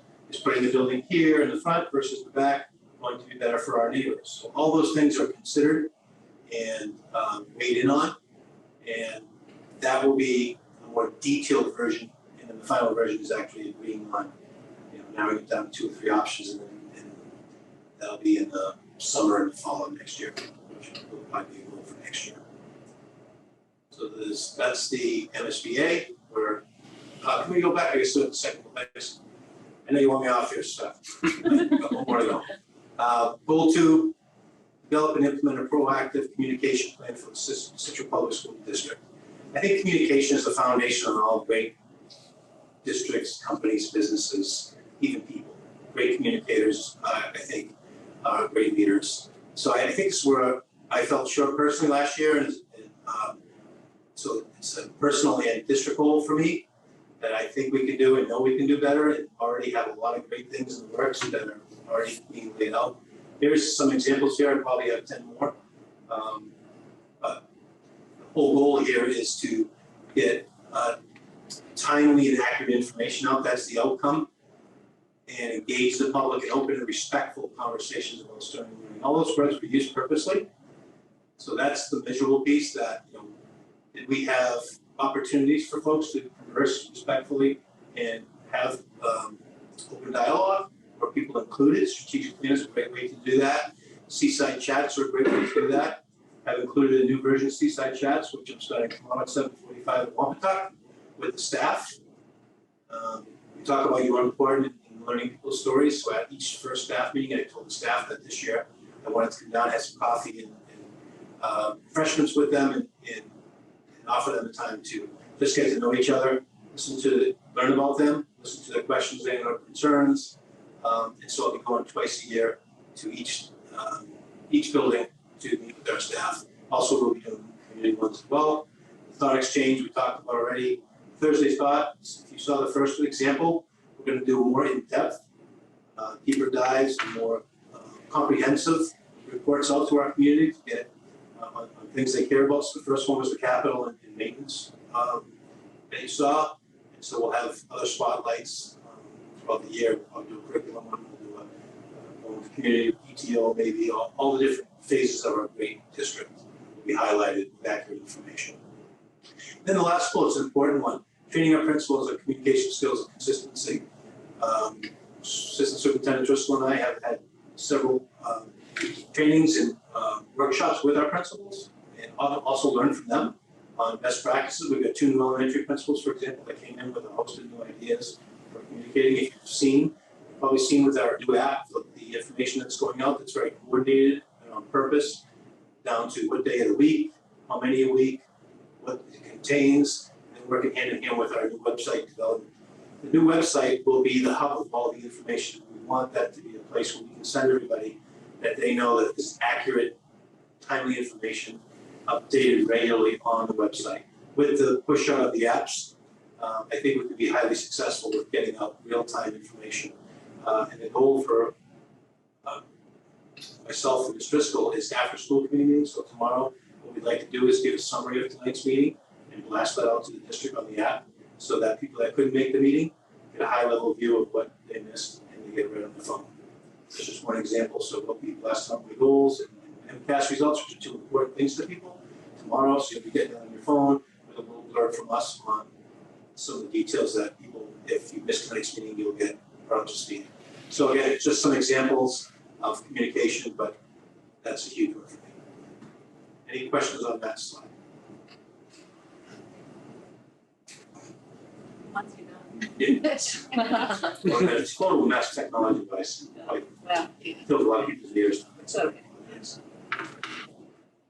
I just had 2 quick, really more comments. So I remember last year having this conversation about your goals, and I just love how you presented this. It's very clear and things are lining up really nicely, so I appreciate the presentation.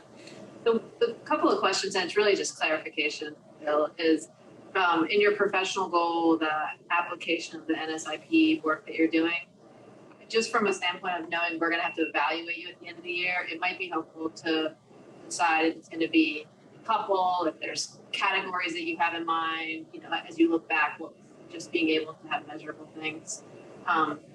And similarly, in goal 2, the district goal around communication, which I'm so glad you included that. I might, since you specifically mentioned training the principals or working with the principals, you maybe just want to add something to outcomes around what that'll look like with respect to the principals. Will they be doing something? Will they be engaging in a different way? Again, just to align your goal with the measurables. We can do that. Thanks for the feedback. It's very helpful.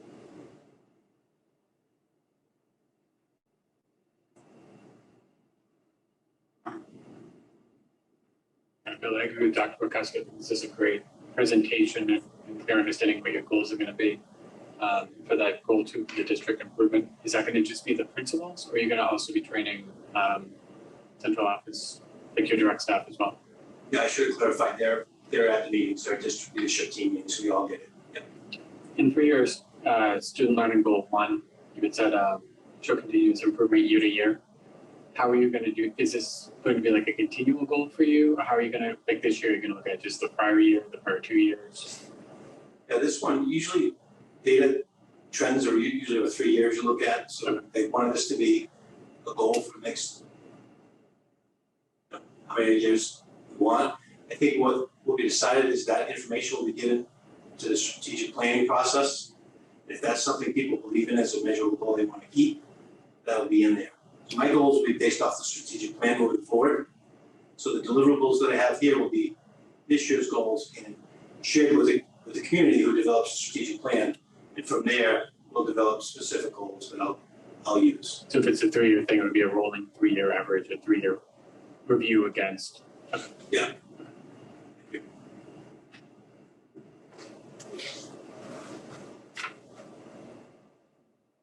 I agree with the goals, and they're great. I think that you'll succeed in reaching them. Not the hard part. Yeah, no, I agree too. I think it's nice you use the word ambitious several times during your presentation. I would agree with that, but also ambitious, but in a good, positive way. I think it's great. I just want to thank you all for the feedback from last year. So I think we have a team to get these done. Yeah, you do it well. Thank you. Okay, Dr. Dutch, Lawrence, if you will, if you I thought you don't have minutes to approve, or, we do not have minutes to approve tonight. okay. Till next time, we've cleared that up. Okay, so the first warrant, I have 3 to read in. The first is S220803, total of $161,000 and $161,029.16. Out of our revolving accounts, out of the capital account for technology, $21,660 for interactive display panels. Out of the capital project line item for the Wampatuck portico, $10,823.64. Out of our local budget, significant entries in quantity of dollar, collaborative tuition, $20,936.67. Out of the school committee tuition reimbursement line, $36,690.45 for teacher tuition reimbursement, which is part of our contractual agreement with the teachers. And those are the only significant items in that warrant. Any questions on that one? Okay. Next warrant, S220814, $352,654.15. Out of our revolving accounts for the IDEA grant, the special ed grant, $12,850. Out of the capital for the Scituate High School locker room project, $77,665.27. Also out of capital for the Wampatuck portico, $46,712. Out of technology capital, $77,215 for laptops and Chromebooks. And then out of our local budget, private school tuition, $42,963.23. Electric utilities, $30,314.85. Out of the art supply line item, $12,664.38. That was for consumable items for art activities in all schools throughout the district. And those are the only significant items on that warrant. Any questions there? It's a random, Dr. Dutch. The Wampatuck Portico's 2 line items, did that come in on budget or is it on budget? I know it's a capital question, just curious. Yeah, the budgeted amount, the quote came in a little bit above budget, and there were a couple of change orders that moved it another $12,000 over budget. That's being paid for, because that's your next question, no doubt, the maintenance line item. Thank you.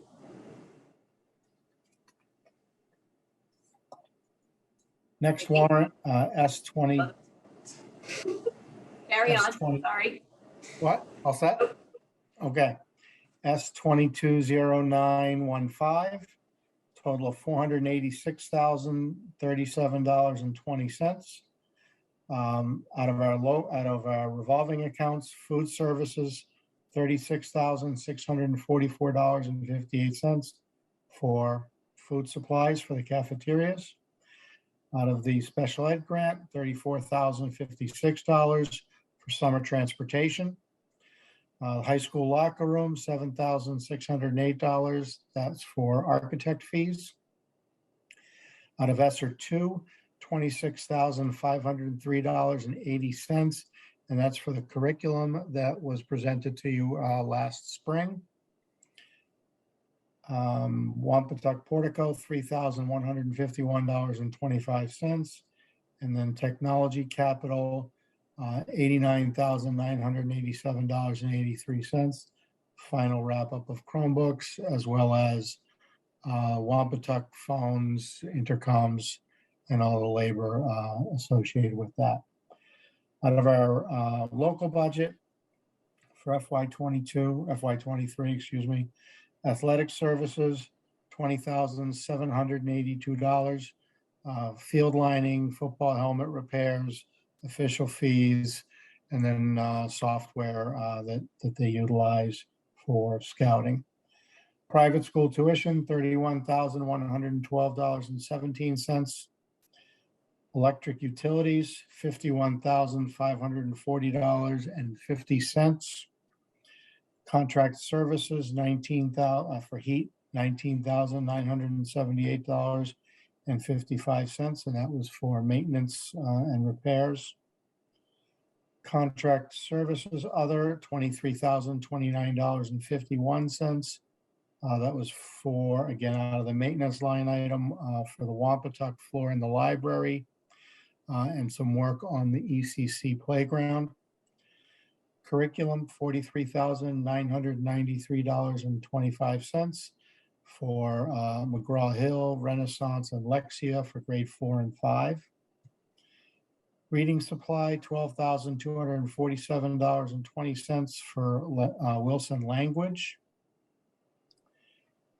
Science supply, $17,064.14 for AP Techs and supplies for the engineering program. And then general supply, $11,064.15 for a variety of general supplies. So if you have any questions on that. No questions. Okay, thank you. Thank you. And no correspondences. Any other business? Future agenda items. Just committee goals would be on our next one. Nice. To build upon superintendent's presentation, present our hearing. There's nothing else. Motion to adjourn. Thank you. Second.